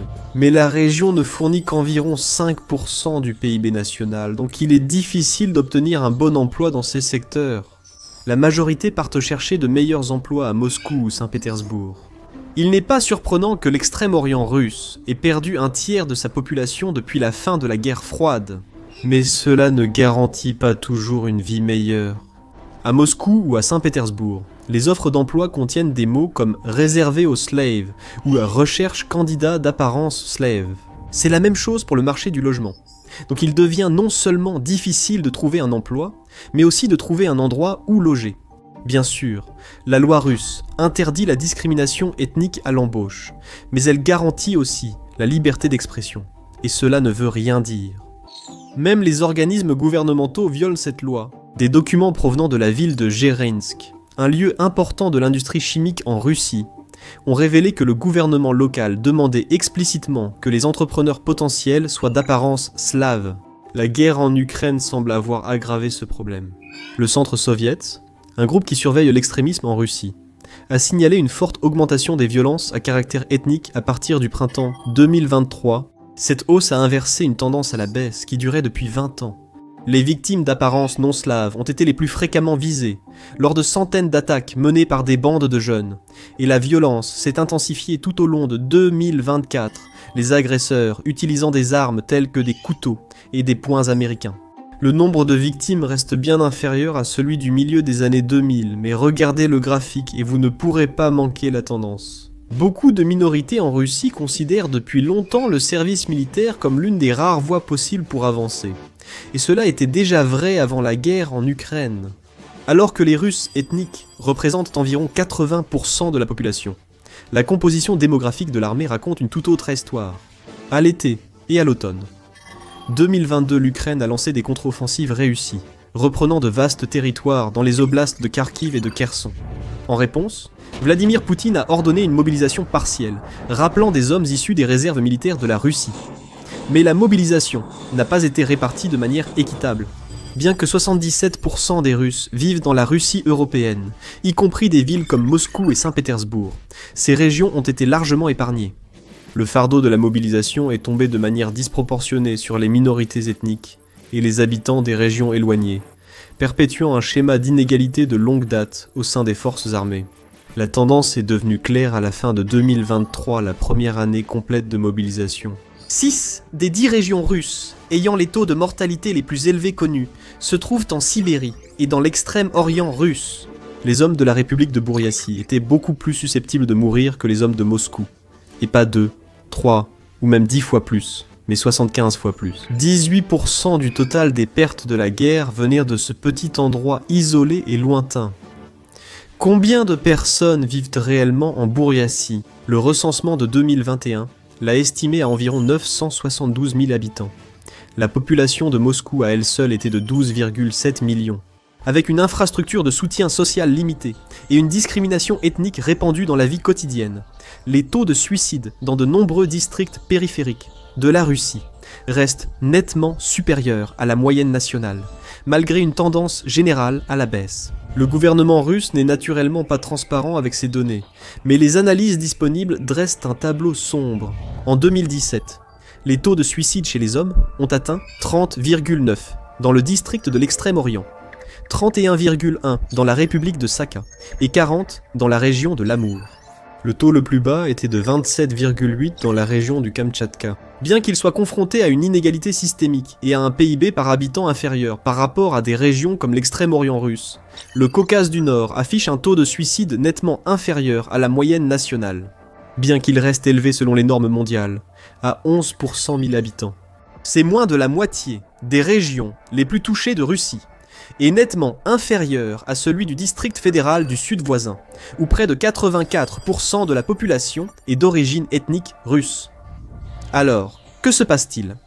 Pour de nombreux soldats russes, blessés, désillusionnés et aliénés par l'accueil plus froid dans les grandes villes, retourner dans leur région d'origine est souvent la seule voie possible. Ces régions, bien que sous-développées économiquement, offrent un sentiment de cohésion sociale et de familiarité culturelle qui devient de plus en plus rare ailleurs dans le pays. Les anciens combattants qui retournent dans ces communautés peuvent également bénéficier de pensions d'État, offrant une stabilité financière modeste mais essentielle. En fait, les paiements versés aux familles des soldats décédés ou blessés représentaient 6% du budget de la Russie en 2024. Pourtant, pour de nombreux anciens combattants de retour, la réintégration dans la vie civile demeure un défi de taille. L'économie dans leur région d'origine reste sous-développée, offrant peu d'opportunités et peu d'espoir de mobilité sociale. La vie quotidienne est saturée de propagande d'État sur la guerre en Ukraine, laissant peu de répit mental. L'accès aux médias étrangers, l'une des rares échappatoires possibles, est de plus en plus restreint et souvent contraignant. Au milieu de l'isolement et de la monotonie, une constante reste facilement disponible dans chaque foyer. La vodka. L'abus d'alcool est si répandu parmi les troupes russes que la Russie a dû leur interdire d'en acheter. Le problème dépasse le champ de bataille. Le district fédéral de l'Extrême-Orient a le taux de consommation d'alcool le plus élevé de Russie. La vodka occupe une place particulièrement importante dans la culture russe, plus que tout autre produit national. Et ce n'est pas un simple cliché facile. Les Russes sont de loin les plus grands consommateurs de vodka au monde. La consommation mensuelle moyenne est de 17,28 shots par personne, et ces shots représentent 75% de la consommation totale d'alcool du pays. La Pologne arrive loin derrière en deuxième position avec 13,71. Vous l'avez souvent constaté dans vos expériences personnelles. Mais maintenant, vous commencez à comprendre l'ampleur réelle du problème. La Russie a le taux d'alcoolisme le plus élevé au monde. 16,3% des hommes du pays et 2,6% des femmes sont alcooliques, et cela a entraîné des taux de mortalité élevés en général. Si l'on remonte dans le temps, ces taux correspondent presque parfaitement au niveau de consommation d'alcool. Après la réduction de la production de vodka par Gorbatchev au milieu des années 1980, la consommation d'alcool et les taux de mortalité ont diminué. Ils ont augmenté après la chute de l'Union soviétique et sont restés élevés jusqu'au milieu des années 2000, lorsque le gouvernement Poutine a instauré des règles plus strictes. Ces mesures ont eu du succès jusqu'à ce que la pandémie de Covid-19 et l'invasion de l'Ukraine fassent à nouveau augmenter la consommation d'alcool. L'abus d'alcool généralisé est la principale cause du taux élevé de suicide en Russie. 74% des suicides masculins et 83% des suicides féminins présentaient des taux élevés d'alcool dans le sang, souvent compris entre 2 et 3%. La consommation excessive d'alcool a toujours été une pratique culturelle en Russie. Mais il y a un autre aspect de la vie là-bas qui vient aggraver la situation. Beaucoup de ces suicides pourraient être évités. 70% des personnes qui se suicident en Russie souffrent d'un trouble mental identifiable avant de passer à l'acte. Alors, pourquoi autant d'entre eux vont-ils jusqu'au bout? Ils sont simplement nés dans le mauvais pays et n'ont reçu aucun traitement. En Russie, souffrir d'une maladie mentale comme la dépression chronique expose plus à la stigmatisation qu'à l'aide. Les problèmes de santé mentale sont souvent vus comme étant de leur propre faute, tant par les proches que par les médecins et même les professionnels de santé mentale. Étant en zone rurale sous-développée, il sera encore plus difficile d'obtenir de l'aide. L'alcool est l'un des moyens les plus courants de faire face à la détresse économique ou psychologique. C'est malheureux, car 61% des suicides masculins en Russie impliquent l'alcool, et les hommes se suicident bien plus que les femmes. 30,8 hommes russes sur 100 000 se suicident, contre 5,8 femmes sur 100 000. On attend des hommes qu'ils remplissent leurs devoirs envers la Russie et leur famille, ce qui peut inclure non seulement le service militaire, mais aussi des travaux dangereux, et ils sont censés faire avec. Tamir Agarov, un chercheur principal à l'Institut de sociologie de l'Académie des sciences de Russie, a déclaré que le manque de perspectives économiques et le vide spirituel sont les principales causes. Si l'on en croit le taux de suicide, la Russie a fait des progrès depuis les années 90, mais les décisions de Poutine menacent d'annuler tous ces progrès. Les données des prochaines années révéleront la vérité que les Russes ne trouveront pas dans leurs médias. Merci de m'avoir rejoint aujourd'hui. J'espère que la vidéo vous a plu. Pour voir plus de contenu similaire, abonnez-vous et activez les notifications. Cela aide vraiment. Merci encore, et je vous retrouve la prochaine fois sur MatPack. L'Amérique est en crise. Des routes qui s'effondrent et des ponts qui s'écroulent aux villes submergées par les inondations.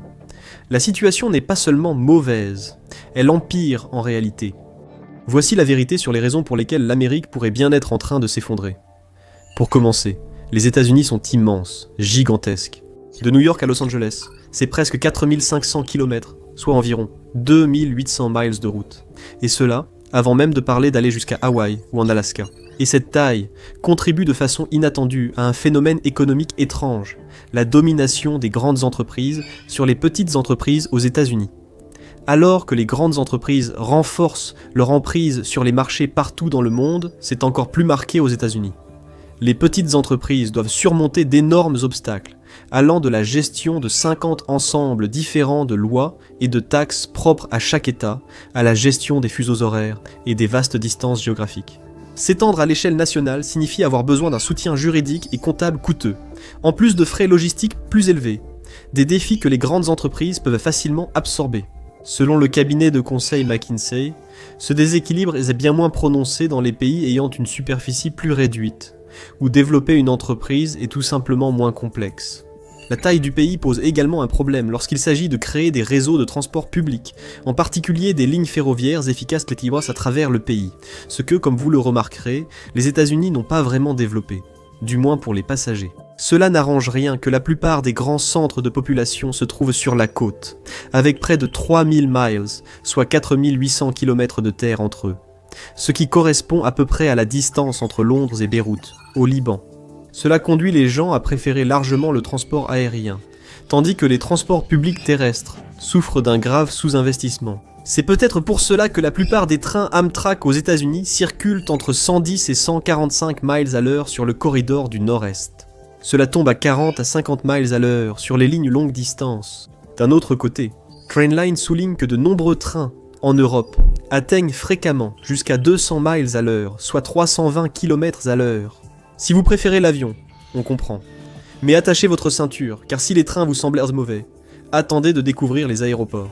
Le Conseil international des aéroports estime à 42 milliards de dollars le déficit de financement des infrastructures aéroportuaires. Des recherches sur l'aviation menées par Skytrax ont classé les aéroports du monde entier, et seulement 6 aéroports américains figurent dans le top 50 avec Houston Hobby en tête, mais seulement à la 27e place.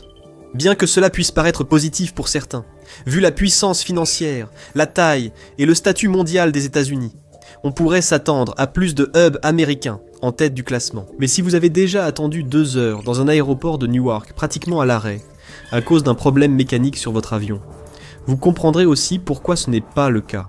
Plus important encore, il y a une pénurie de personnel, en particulier de pilotes et de contrôleurs aériens. Vous savez, les personnes responsables d'empêcher votre avion de tomber du ciel ou d'en percuter un autre au décollage, des métiers plutôt importants, tout bien considérés. Un inspecteur général a constaté qu'en 2025, le personnel du contrôle aérien dans 20 des 26 aéroports les plus importants du pays était en dessous du niveau minimum de 85%. C'est simplement à garder en tête lors de votre prochain décollage. Mais les problèmes d'infrastructure aux États-Unis ne concernent pas que l'aviation. Ce n'est qu'un début. Supposons que vous laissiez tomber l'avion et preniez la voiture à la place. Eh bien, selon la Société américaine des ingénieurs civils, l'infrastructure des États-Unis a obtenu une note de C- en 2021, une amélioration par rapport au D, plus reçu en 2017. Ce sont tous les deux des genres de notes que vous essayeriez probablement de cacher à vos parents, et certainement pas ce qu'on veut pour assurer les déplacements de 330 millions de personnes. La Société américaine des ingénieurs civils estime qu'un déficit de 2,6 billions de dollars doit être comblé pour entretenir et moderniser les infrastructures du pays. Et cela coûtera au pays environ 10 billions de dollars en PIB perdu d'ici 2039. Le nombre de routes jugées de mauvaise qualité aux États-Unis ne cesse d'augmenter, passant de 15,8% en 2008 à 22,6% en 2018. Cela entraîne non seulement des coûts d'exploitation supplémentaires pour les propriétaires de voitures, environ 725 $ par automobiliste en 2023, mais aussi davantage d'accidents causés par des routes mal entretenues et pleines de nids de poules.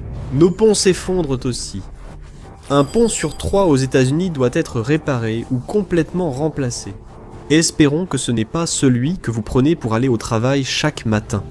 L'Association américaine des constructeurs de routes et de transports l'a aussi signalé que 7% des ponts, soit 46 000 d'entre eux, sont structurellement défectueux.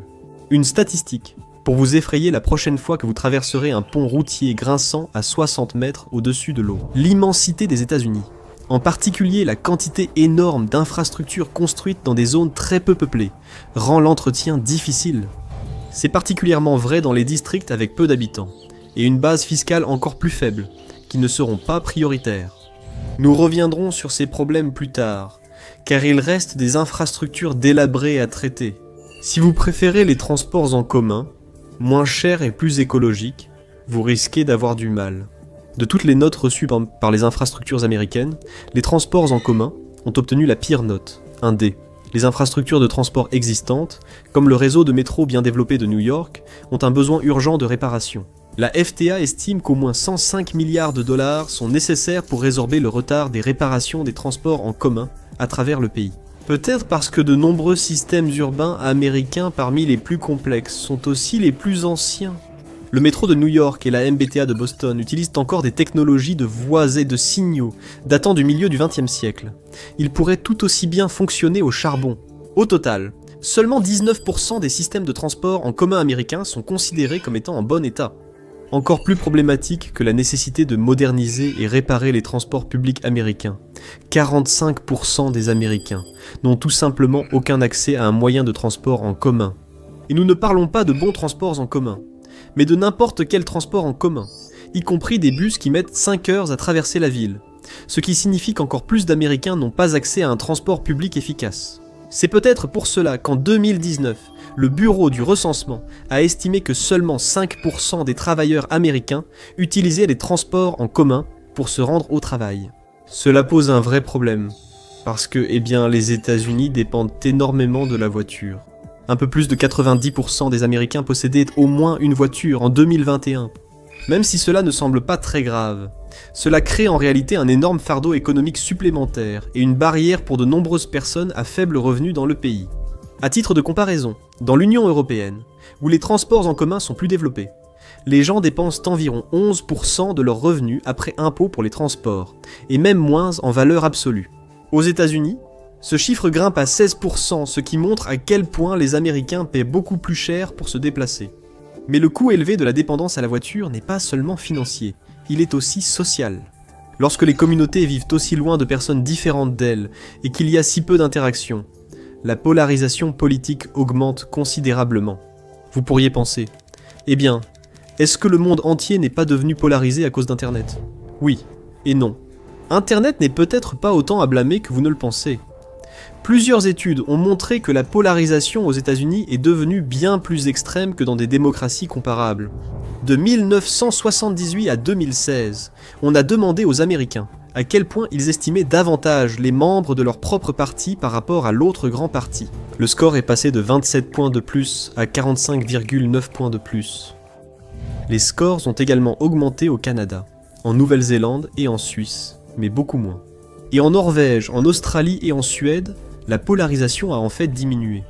Une analyse menée par Rand a révélé que 30% de la hausse de la polarisation à la Chambre des représentants des États-Unis est due au regroupement géographique volontaire des électeurs dans des quartiers composés de personnes qui leur ressemblent. Et dans l'Amérique rurale, où les infrastructures et les forces de l'ordre sont poussées à leurs limites, les conséquences peuvent être particulièrement frappantes. En parlant de criminalité, les zones rurales des États-Unis, très peu peuplées et souvent difficiles d'accès, rendent le maintien de l'ordre dans certaines communautés presque impossible. C'est malheureusement encore plus vrai dans les réserves amérindiennes, qui n'ont généralement pas les fonds nécessaires pour embaucher le nombre de policiers requis pour patrouiller d'immenses territoires. C'est également évident en Alaska, où de nombreuses communautés ne sont accessibles que par hélicoptère ou traîneau à chiens. Par exemple, en 2005, un homme du village alaskien de Nunam-Ikwa a agressé un ami, battu sa femme, puis agressé sa belle-fille. Les habitants ont appelé la police la plus proche, à 250 km, soit 155 miles à Bethel. La police a dû affréter un avion pour arriver 4 heures plus tard, à Alamo, au Nouveau-Mexique, une communauté de la nation Navajo, Le temps moyen de réponse de la police est de 3 heures. Le sous-financement persistant des zones rurales et l'étendue ainsi que l'inaccessibilité des régions rurales américaines rendent ce problème difficile à résoudre. Mais il ne s'agit pas seulement d'un manque de sécurité physique. L'accès numérique de base manque aussi, ce qui est tout aussi crucial aujourd'hui. La nature extrêmement dispersée de la vie rurale aux États-Unis, associée au manque relatif d'investissement dans les infrastructures, a également conduit à une fracture persistante dans l'un des services les plus importants du monde moderne, l'Internet. Depuis 2015, la FCC définit l'Internet haut débit comme une connexion garantissant au moins 25 mégabits par seconde en téléchargement et au moins 3 mégabits par seconde en débit montant. L'année suivante, la FCC a constaté que, tandis que 4% des personnes vivant en zone urbaine n'avaient pas accès à un haut débit répondant à ces normes de base, 39% des habitants des zones rurales manquaient du même accès fiable à l'Internet haut débit, ce qui aggrave encore le problème. Les habitants des zones rurales qui vivent loin des banques, des magasins et des bureaux administratifs bénéficieraient le plus d'un accès Internet fiable, en l'utilisant pour commander des fournitures, accéder à des services et effectuer des démarches en ligne. Pourtant, ce sont souvent eux qui ont le moins accès. En 2021, la FCC a constaté que 14 millions d'Américains, principalement dans les zones rurales, n'ont accès à aucun réseau haut débit. Et l'estimation de la FCC était plutôt basse. D'autres rapports ont révélé qu'il y a presque 3 fois plus de personnes qui n'ont pas accès à un Internet fiable. Alors que la technologie moderne n'atteint pas certaines communautés, d'anciens systèmes de discrimination continuent d'en freiner d'autres, et ce, délibérément. À partir des années 1930, le redlining était une pratique consistant à qualifier les quartiers résidentiels majoritairement noirs et d'autres minorités comme à risque. Cela visait à leur refuser prêts hypothécaires et assurances, empêchant ainsi l'accès à la propriété et la constitution d'un patrimoine. Cela a également entraîné un désinvestissement dans ces communautés, et a maintenu les travailleurs à faible revenu, en particulier les travailleurs noirs, séparés de la classe moyenne et des riches. Malheureusement, les effets du redlining persistent aujourd'hui, entraînant des inégalités géographiques et économiques. Un projet de la Harvard Kennedy School a révélé que 74% des quartiers considérés comme dangereux dans les années 1930 sont encore aujourd'hui à faible ou moyen revenu. Pendant ce temps, 92% des meilleurs quartiers sont de revenus moyens à élevés. Nous constatons encore que 64% des quartiers dangereux sont toujours majoritairement composés de minorités, tandis que 91% des meilleurs quartiers sont majoritairement blancs. Cette inégalité géographique ne s'arrête pas au logement. Elle s'étend aussi à la somme que les gens sont obligés de dépenser simplement pour aller au travail, à l'école ou à l'épicerie. Les frais de transport varient selon les personnes.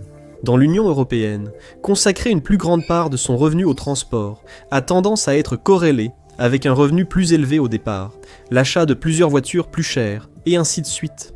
Aux États-Unis, c'est exactement l'inverse. En 2022, les ménages à faible revenu du pays consacreront environ 30% de leurs revenus après impôt au transport. C'est parce qu'ils n'ont souvent pas d'autre choix que d'acheter une voiture et de payer l'essence et l'assurance qu'ils peuvent à peine se permettre de toute façon. Tout cela parce qu'ils n'ont pas accès aux transports en commun. Cela rend également très difficile pour les travailleurs aux revenus les plus faibles d'accumuler de la richesse ou même de rester à flot financièrement. Cela entraîne aussi d'autres problèmes. Par exemple, en 2023, les États-Unis étaient le deuxième plus grand pollueur par habitant après la Russie, avec un total de 18 tonnes métriques d'émissions de dioxyde de carbone par habitant. Et les émissions de gaz à effet de serre provenant des transports représentent 28% du total des émissions de gaz à effet de serre aux États-Unis. Pendant ce temps, les véhicules à moteur représentaient 83% de ces émissions liées au transport. A l'inverse, au Japon, un pays doté de réseaux de transport public bien développés, les émissions par habitant sont beaucoup plus faibles, soit 7,59 tonnes métriques, et seulement 19% de ces émissions plus faibles sont liées au transport. Malheureusement, sans une refonte massive des infrastructures de base du pays, la dépendance des États-Unis à la voiture va se poursuivre, aggravant le problème de smog et de pollution du pays. Sans parler des embouteillages. Les États-Unis ont vraiment des embouteillages horribles. Une étude réalisée en 2018 par la société d'analyse des transports INRIX a révélé que les embouteillages sur les routes ont coûté 87 milliards de dollars à l'économie américaine cette année-là. Sans parler de l'impact sur votre santé mentale quand le gars devant vous, sur son téléphone, vous fait rater le feu vert.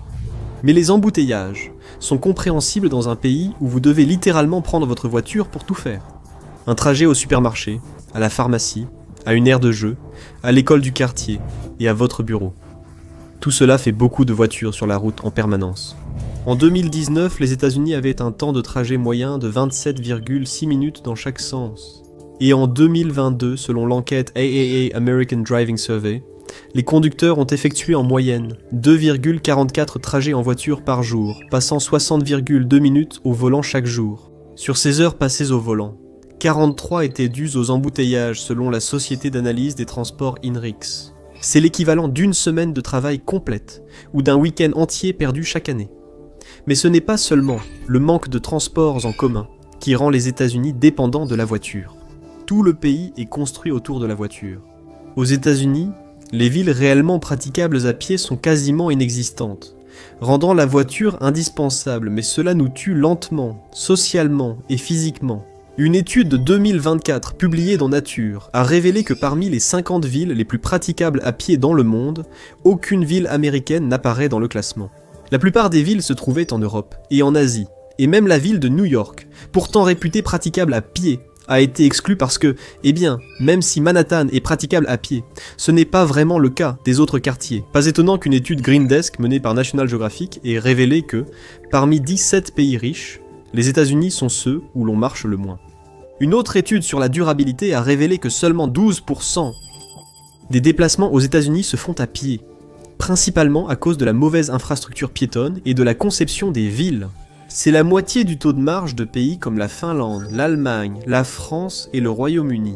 Ce n'est pas idéal pour un pays confronté à des taux croissants d'obésité et à un faible niveau d'activité. Et, comme l'indique l'American Journal of Medicine, on perd au moins 24 milliards de dollars par an en dépenses de santé supplémentaires à cause de l'inactivité physique. Un autre problème du manque d'accessibilité à pied est l'impact sur les petites entreprises. Si tout est accessible uniquement en voiture, la plupart des gens se disent qu'ils pourraient aussi bien conduire 20 minutes jusqu'à une grande surface comme Walmart ou Kroger, où le choix est plus vaste, au lieu de marcher 5 minutes jusqu'à l'épicerie du coin. C'est extrêmement répandu dans les zones rurales, où les grandes chaînes ont complètement éliminé les commerces locaux dans de nombreuses communautés.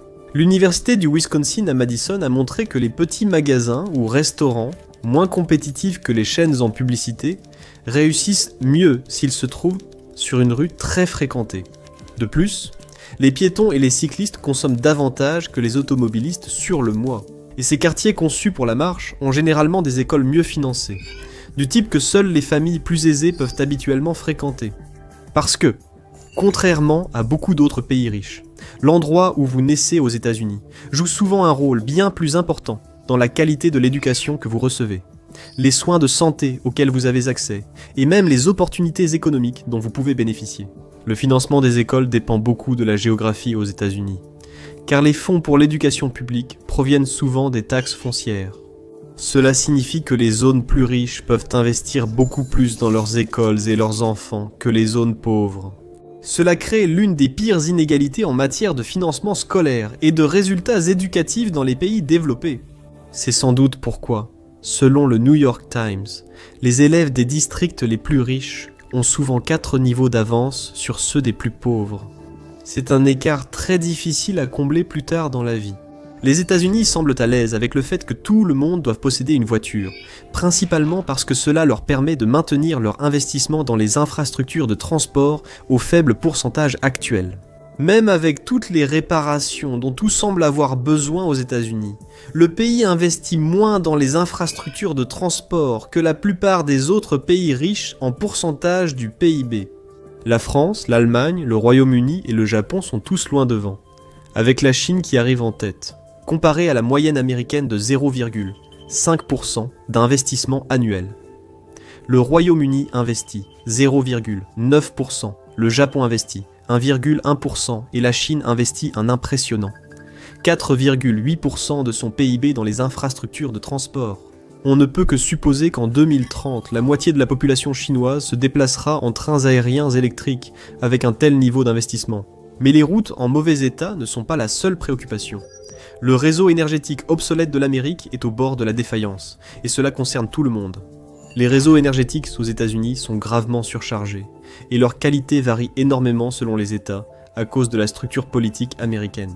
Cela peut expliquer pourquoi le réseau américain subit plus de coupures de courant que le réseau de tout autre pays développé. Selon le département de l'énergie, 70% des lignes de transmission ont plus de 25 ans. Comme vous pouvez l'imaginer, les besoins énergétiques d'une société qui adopte rapidement l'IA sont bien plus élevés que ceux de personnes qui attendaient 30 minutes que leur ordinateur se connecte pour utiliser MSN Messenger. Le manque de mise à jour constitue un réel problème. Les phénomènes météorologiques extrêmes, tels que les incendies en Californie ou la tempête de neige au Texas en 2021, peuvent provoquer des coupures de courant prolongées, privant les habitants d'électricité, de chauffage et de communication. Ces coupures de courant coûtent chaque année 150 milliards de dollars aux entreprises américaines, en plus des perturbations et parfois même des risques directs pour les habitants. Et la géographie particulière des États-Unis ainsi que leur immense taille, en particulier la quantité de pouvoir délégué aux États, expliquent également ce manque d'investissement stupéfiant. La plupart des pays prennent en charge les infrastructures de transport au niveau national. Cependant, les États-Unis confient l'essentiel des dépenses d'infrastructures aux États et municipalités locales. En 2020, moins de la moitié de ces investissements provenaient du gouvernement fédéral.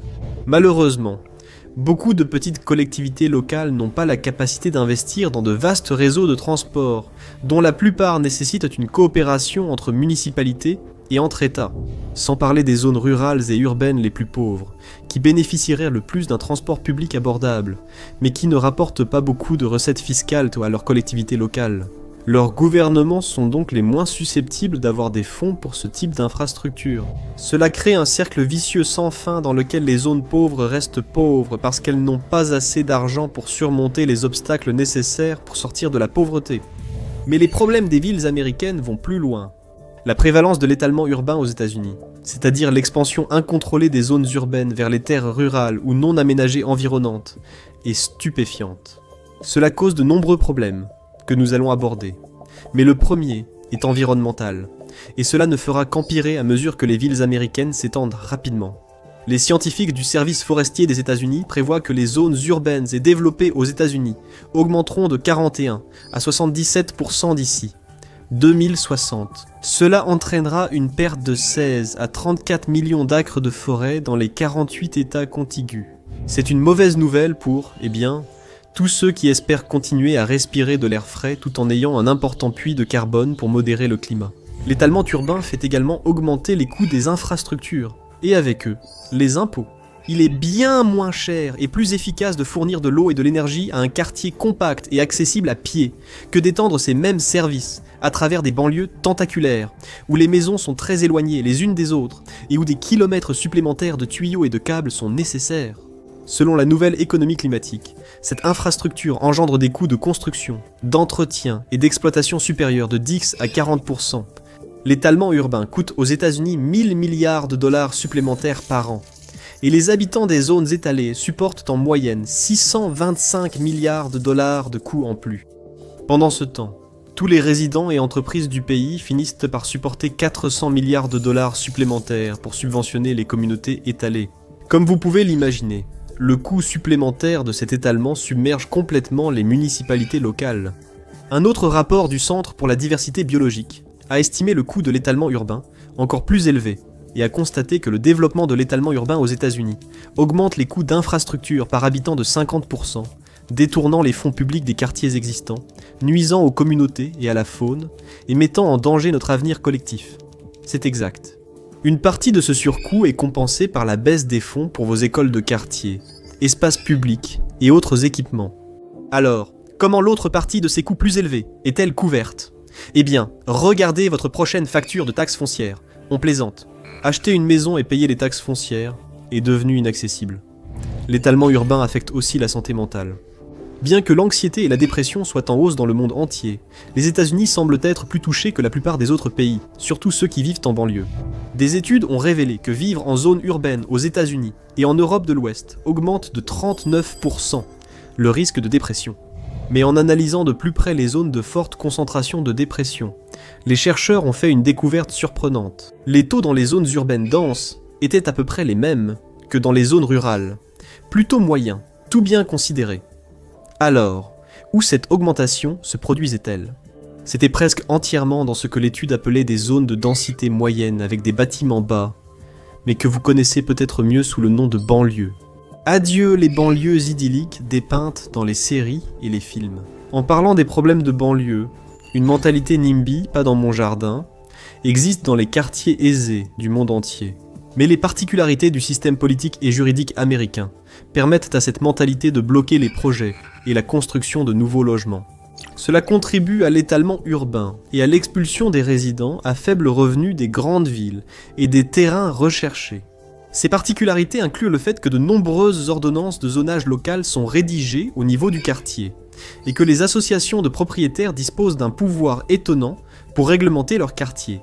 De nombreux règlements de zonage locaux interdits sur la construction de habitations de 2, 3 ou 4 logements, et même de petites maisons individuelles sur de petits terrains, afin d'obtenir cet aspect uniforme de grandes maisons avec grande pelouse. Cependant, en 2021, les États-Unis ont connu une pénurie de 7,3 millions de logements et d'unités locatives abordables.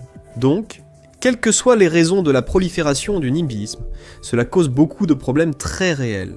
En janvier 2024, 771 000 personnes étaient sans abri aux États-Unis. Cela représente une hausse de 18% par rapport à l'an dernier, qui avait déjà enregistré une augmentation de 12% du nombre de sans-abri l'année précédente. Combiné à d'autres facteurs, l'énorme pénurie de logements abordables a créé une crise du sans-abrisme aux États-Unis, avec un nombre de personnes concernées en augmentation exponentielle et probablement largement sous-estimé. La plupart des personnes sans logement qui vivent chez des proches ou des amis ne cherchent pas à dormir dans des refuges publics et ne se déclarent pas comme sans-abri. La plupart des Américains rêvent encore d'une maison individuelle avec un jardin comme cadre de vie idéal, symbole de réussite et d'accomplissement du rêve américain.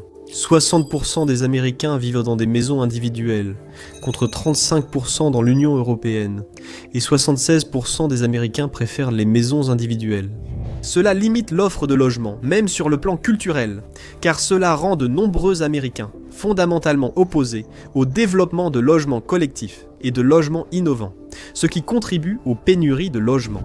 Cela n'aide pas que certains des services que les municipalités doivent fournir aux communautés étalées, comme l'eau, dépendent déjà d'infrastructures qui se détériorent rapidement. Les canalisations et les systèmes de filtration de l'eau ont tellement besoin d'entretien que selon l'EPA, 6 milliards de gallons d'eau traitée sont perdus chaque jour. C'est presque 10 fois le volume d'eau qui pourrait tenir dans la pyramide de Gizeh. Cependant, les États-Unis auraient besoin de 45 à 60 milliards de dollars pour remplacer et entretenir leurs plus de 2 millions de miles de canalisation d'eau souterraine, ce qui signifie que vous recevez peut-être de l'eau provenant de tuyaux installés pendant les années folles, et leur modernisation n'est pas près d'avoir lieu. Alors, bonne chance avec les fuites. Certains endroits aux États-Unis ont vraiment besoin de toute l'eau qu'ils peuvent obtenir, comme Phoenix et Las Vegas, deux villes qui d'un point de vue écologique ne devraient même pas exister, car le désert n'a jamais été conçu pour accueillir des millions d'êtres humains, aussi proches les uns des autres. Pourtant, ces deux villes connaissent actuellement la croissance la plus rapide aux États-Unis, Phoenix étant désormais la 5e plus grande du pays en population. Le problème, c'est que les habitants épuisent les ressources en eau douce et les réserves limitées d'eau souterraine, que les scientifiques soulignent, ne se rechargeront pas à l'échelle humaine une fois qu'elles auront disparu. C'est une façon polie de dire qu'une fois que vous avez épuisé l'eau à Phoenix, vous n'en aurez plus avant de mourir. C'est sans doute pourquoi Phoenix a annulé de nouveaux projets immobiliers en périphérie, à la mi-2023, évoquant un manque d'eau pour les alimenter. Les gens continuent d'affluer à Las Vegas et à Phoenix, en partie parce que l'immobilier y est relativement abordable comparé aux villes côtières. Bien sûr, si l'immobilier est relativement abordable, c'est parce que la plupart des gens, au fil de l'histoire, ont pris la décision tout à fait sensée et logique, qu'ils ne voulaient pas vivre en plein milieu d'un désert, un endroit où les températures estivales dépassent fréquemment les 38 degrés Celsius. Malheureusement, la crise du coût de la vie a supplanté les décisions raisonnables il y a bien longtemps. Et cela devient un problème de plus en plus important, puisque les 5 États à la croissance la plus rapide, la Floride, le Texas, l'Utah, la Caroline du Sud et le Nevada, incluent 2 des zones les plus à risque face au changement climatique, la Floride et la Caroline du Sud. Et le Texas n'est pas loin derrière, arrivant au 7e rang des zones les plus à risque. La Californie, l'Arizona et le Nevada sont en guerre. Une guerre de l'eau, mais pas celle où ils courent en s'amusant en se tirant dessus avec des pistolets à eau. C'est littéralement une lutte pour savoir qui aura accès à plus de ressources en eau, et donc qui pourra soutenir une plus grande partie de sa population et de son agriculture à l'avenir, avant que tout ne s'épuise de toute façon. Les 3 États tirent leur eau du bassin du fleuve Colorado, et aucun des 3 n'a vraiment beaucoup d'eau, mais ils ont beaucoup d'habitants, et dans certains endroits, de l'agriculture. En 2023, ils ont accepté de réduire volontairement de 14% leur part du débit du fleuve, afin d'éviter des réductions plus importantes que le Bureau of Reclamation menaçait d'imposer. Ils ont fait cela principalement en payant les agriculteurs pour laisser leurs terres en jachère pendant quelques années, afin qu'ils puissent continuer à recevoir de l'argent, et que la plupart des habitants ne voient pas leur consommation d'eau affectée.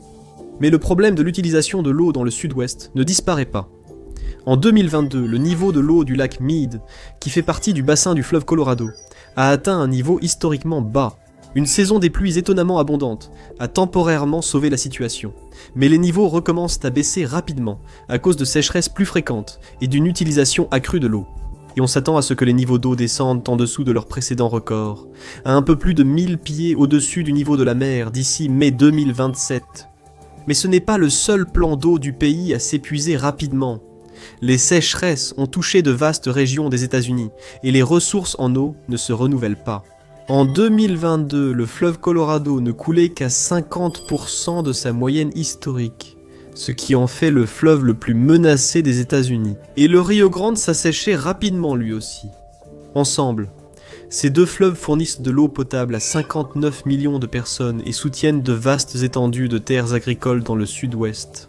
En parlant de problèmes liés à l'eau, plus de 15 000 barrages aux États-Unis sont classés à fort potentiel de danger. En termes simples, cela signifie que s'ils venaient à céder, cela entraînerait probablement des pertes humaines.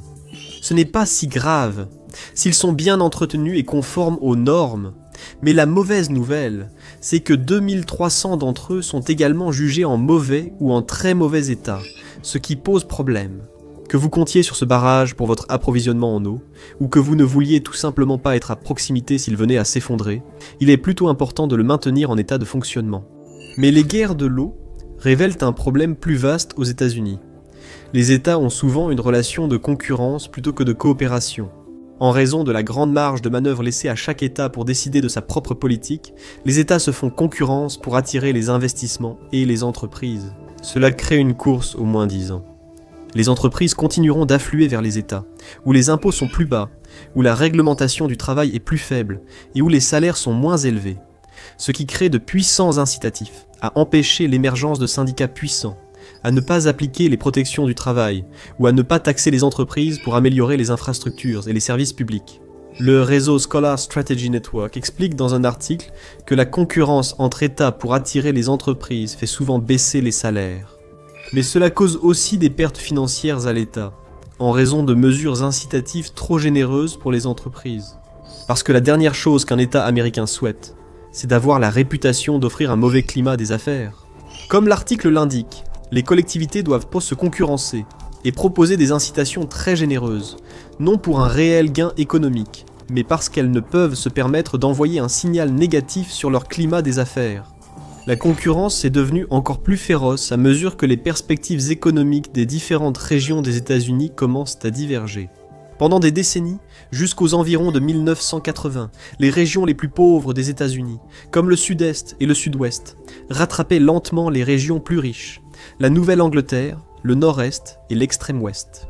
Malheureusement, depuis 1980, cette tendance s'est inversée. En 1980, lorsque le Bureau d'analyse économique a mesuré le revenu par habitant par rapport à la moyenne nationale, il a constaté que la région la moins performante, le Sud-Est, avait un revenu par habitant égal à 87% de la moyenne américaine. La région la plus performante, l'Extrême-Ouest, avait un revenu par habitant équivalent à environ 112%. En 2017, l'écart de revenus entre les régions s'était considérablement creusé.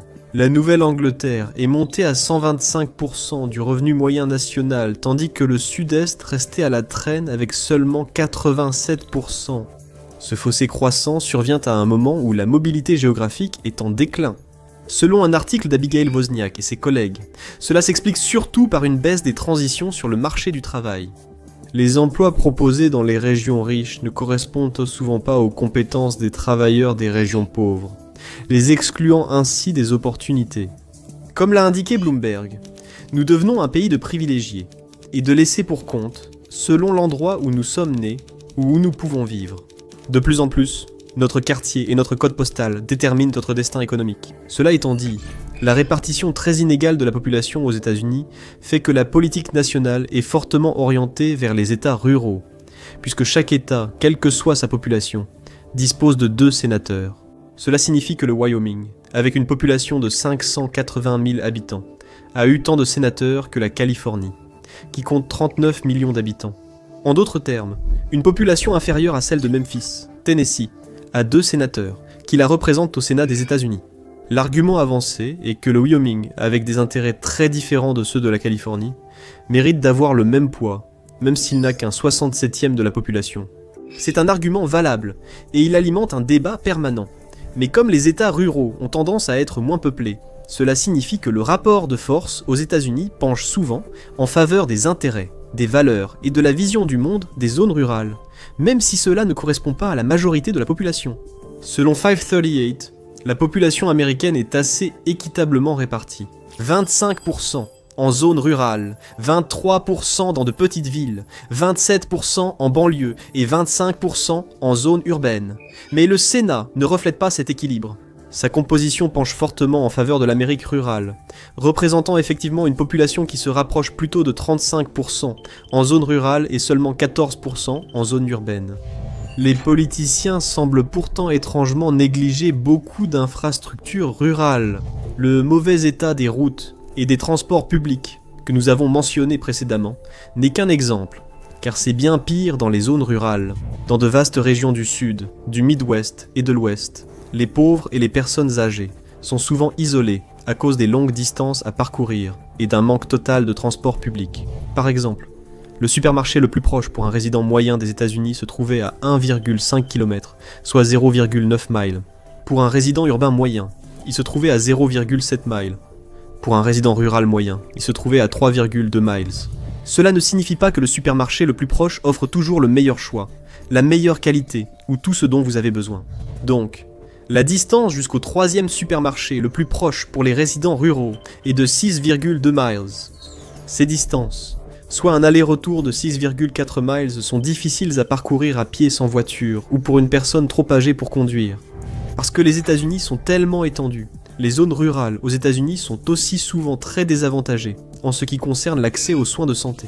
En septembre 2024, l'administration des ressources et services de santé a constaté que 66,33% des zones de pénurie de professionnels de soins primaires aux États-Unis se trouvaient dans des zones rurales. Une enquête du Pew Research Center a révélé que 23% des Américains vivant en milieu rural affirment que l'accès à de bons médecins et hôpitaux est un problème dans leur communauté. C'est à comparer avec 18% des Américains urbains et 9% des Américains de banlieue. Une partie du problème réside dans la longue distance nécessaire pour se rendre à l'hôpital. La distance moyenne en voiture pour un habitant urbain jusqu'à l'hôpital le plus proche est d'un peu plus de 10 minutes. Pour un habitant rural, c'est 17 minutes. Cependant, cela ne reflète pas l'éventail bien plus large auquel les habitants ruraux sont confrontés, où, selon la même enquête, 25% des habitants doivent conduire plus de 34 minutes pour rejoindre l'hôpital le plus proche. Lorsqu'une personne fait face à une urgence médicale, comme une crise cardiaque ou un AVC, cela peut faire la différence entre la vie et la mort. Ainsi, les élèves riches et pauvres n'interagissent pas à l'école, et de plus en plus, les personnes riches et pauvres n'interagissent plus du tout. Puisque la richesse est souvent corrélée à la race, cela signifie qu'il y a aussi moins d'interactions entre les différentes origines ethniques. Une étude de Missero a révélé que de 1970 à 2020, l'inégalité économique globale aux États-Unis a augmenté de 14%. Simultanément, la ségrégation économique des quartiers a augmenté de 38%. Ségrégation économique sur le lieu de travail a augmenté de 57%. Et la ségrégation économique dans les écoles a augmenté de 69%. C'est un signe inquiétant pour les futures interactions entre les familles riches et pauvres, tenues à l'écart les unes des autres dès l'enfance. Les riches et les pauvres aux États-Unis vivent, travaillent et étudient littéralement dans des endroits complètement différents. Cette division a entraîné une augmentation massive de les inégalités géographiques générales à travers le pays. Le revenu médian des ménages dans les 20% de comtés américains les plus riches est plus du double du revenu médian des ménages dans les 20% de comtés les plus pauvres. Les taux de pauvreté, dans les 20% de comtés les plus pauvres, sont aussi 3 fois supérieurs à ceux des 20% les plus riches. Compte tenu de tous les autres facteurs mentionnés jusqu'à présent, et de l'importance de la fiscalité locale et du financement dans la détermination des opportunités locales, cela place les habitants des comtés les plus pauvres dans une situation de désavantage considérable. Les habitants à faible revenu sont littéralement repoussés hors des zones urbaines qui offrent le plus d'opportunités économiques, de réseautage et d'éducation. Parmi les 100 plus grandes zones métropolitaines des États-Unis, le nombre de quartiers offrant des logements abordables pour les ménages aux revenus médians a diminué de 37% entre 2013 et 2019. Ils ont également diminué de 50% pour les ménages à faible revenu. Cela signifie que moins de 10% de tous les codes postaux dans les 100 plus grandes métropoles du pays restent abordables, et il s'agit généralement des codes postaux, où il y a le moins d'investissement et d'opportunités disponibles. Les résidents à faible revenu doivent toujours travailler dans les zones métropolitaines, ce qui se traduit généralement par un éloignement, aggravant l'étalement urbain, des trajets plus longs, plus de temps perdu et plus d'argent dépensé en transport. Brookings a constaté qu'entre 2000 et 2012, le nombre d'emplois accessibles aux résidents d'une grande métropole dans le rayon de leur trajet domicile-travail habituel a diminué de 7%. Le changement a été bien plus marqué pour les résidents à faible revenu, ainsi que pour les résidents noirs et hispaniques. Le nombre d'emplois accessibles aux personnes pauvres a diminué de 17%, tandis que le nombre d'emplois accessibles aux résidents hispaniques et noirs a diminué respectivement de 17% et 14%. Ces énormes inégalités dues à la géographie du pays et à la structure politique qui en découle créent une forte inégalité des chances dès la naissance, bien plus que dans de nombreux autres pays. La mesure la plus utilisée de l'inégalité, c'est le coefficient de Gini, qui varie de 0 à 1. Plus il est élevé, plus une société est inégale. Le coefficient de Gini moyen pour les pays de l'OCDE est de 0,316 et 20 pays européens se situent entre 0,22 et 0,32. Les États-Unis, en revanche, atteignent 0,42. Une plus grande inégalité a également entraîné une diminution de la mobilité sociale, les États-Unis se classant 27e parmi les pays de l'OCDE. Cela crée de nouvelles divisions socio-économiques et un manque d'interaction entre les groupes très divisés, tant géographiquement que financièrement, aux États-Unis. De nombreux scientifiques, économistes et chercheurs ont conclu que l'inégalité sociale a une corrélation positive avec la criminalité, qu'elle soit contre les biens ou violente. Non seulement cela alimente le désespoir économique, mais cela fragilise aussi la confiance sociale et tout sentiment de communauté. The Economist a analysé les résultats d'une enquête Gallup, menée auprès de 148 000 personnes dans 142 pays concernant la criminalité et la sécurité à travers différents pays. Ils ont trouvé une corrélation positive et forte entre la perception et la fréquence plus élevée de la criminalité et le niveau d'inégalité des revenus dans un pays, tel que mesuré par le coefficient de Gini. C'est peut-être pour cette raison que parmi 15 pays à revenus élevés, les États-Unis occupent la première place à la fois pour le taux d'homicide et pour le plus grand nombre d'homicides. En raison de la taille immense des États-Unis, la gestion des catastrophes, c'est aussi souvent, une catastrophe. La FEMA, l'Agence fédérale de gestion des urgences, ne peut pas prépositionner des véhicules d'urgence, du matériel, des fournitures et des équipes d'intervention dans les 48 États, et en plus en Alaska, à Hawaï et à Porto Rico.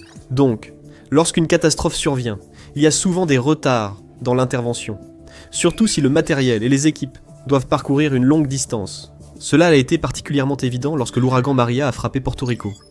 La distance, sans parler des ports et des routes endommagées, a rendu difficile la mise en place d'une réponse efficace. Parce que les États-Unis sont si vastes, il arrive parfois que des catastrophes majeures frappent en même temps, comme cela s'est produit en 2020 avec les ouragans en Louisiane et les incendies de forêt en Californie. La réponse de la FEMA a été mise à rude épreuve, ce qui a entraîné des conséquences dévastatrices. Les États-Unis font face à une crise de l'assurance habitation à cause de cela. Les compagnies d'assurance imposent soit des primes inabordables dans les zones à haut risque, soit elles s'en retirent complètement, laissant les propriétaires dans l'embarras. Plusieurs régions subissent le changement climatique, mais les assureurs américains ont plus de liberté réglementaire pour relever les primes que dans la plupart des autres pays. Le pays a subi plusieurs catastrophes très médiatisées, dont des incendies dans l'ouest et des ouragans dans le sud-est. Cela a entraîné une flambée des taux de non-renouvellement des assurances habitation en 2023, avec une augmentation dans 46 États, même dans les endroits où les gens ont réussi à conserver leur assurance habitation. Les tarifs ont augmenté en moyenne de 24% en 3 ans, passant d'environ 2600 $ par an en 2021 à 3300 $ en moyenne en 2024. L'immensité du pays et les priorités très différentes selon les régions ont entraîné des intérêts contradictoires en ce qui concerne les priorités liées au changement climatique. La région du Golfe veut accroître l'usage du pétrole et du gaz, car c'est une de ses principales industries. Elle produit un tiers du pétrole mondial et 17% du gaz mondial. Des États déjà exposés à de grands risques climatiques, comme la Californie, demandent des objectifs d'émissions plus stricts pour limiter les dégâts. Les États de l'Ouest montagneux se disputent les droits sur l'eau, car beaucoup de leurs villes ont été bâties dans des zones où l'approvisionnement en eau est incertain et se réduit. Cela conduit à une approche fragmentée, incohérente et souvent contradictoire face au changement climatique, avec des normes d'émission, des réglementations et des incitations à la technologie verte différentes à travers le pays. Et les conséquences se font déjà sentir, surtout dans certaines des plus grandes villes du pays. La plateforme d'assurance en ligne Policy Genius a évalué quelles sont les 10 villes américaines les plus à risque face au changement climatique. La liste qu'ils ont établie est préoccupante, d'autant plus qu'elle inclut 3 des 10 plus grandes villes américaines. Parmi les 10 villes les plus à risque, Los Angeles est classée 7e, Jacksonville est classée 4e, et Houston, la 4e ville la plus peuplée du pays, est classée tout en haut. Chaque ville est mentionnée pour des raisons différentes. Los Angeles à cause des incendies, de la montée des eaux et de la qualité de l'air. Houston pour les ouragans, la qualité de l'air et parce que c'est la zone urbaine qui s'enfonce le plus vite du pays. Et Jacksonville à cause de tout. Tout cela ne change pas le fait que près de 7,3 millions d'Américains vivent dans certaines des plus grandes zones métropolitaines du pays qui sont les plus à risque de devenir totalement inhabitables. Merci d'avoir regardé. Si vous avez aimé la vidéo et souhaitez en voir d'autres, abonnez-vous et activez les notifications. Cela fait vraiment la différence. Merci encore, et je vous retrouve la prochaine fois sur MathMathPack.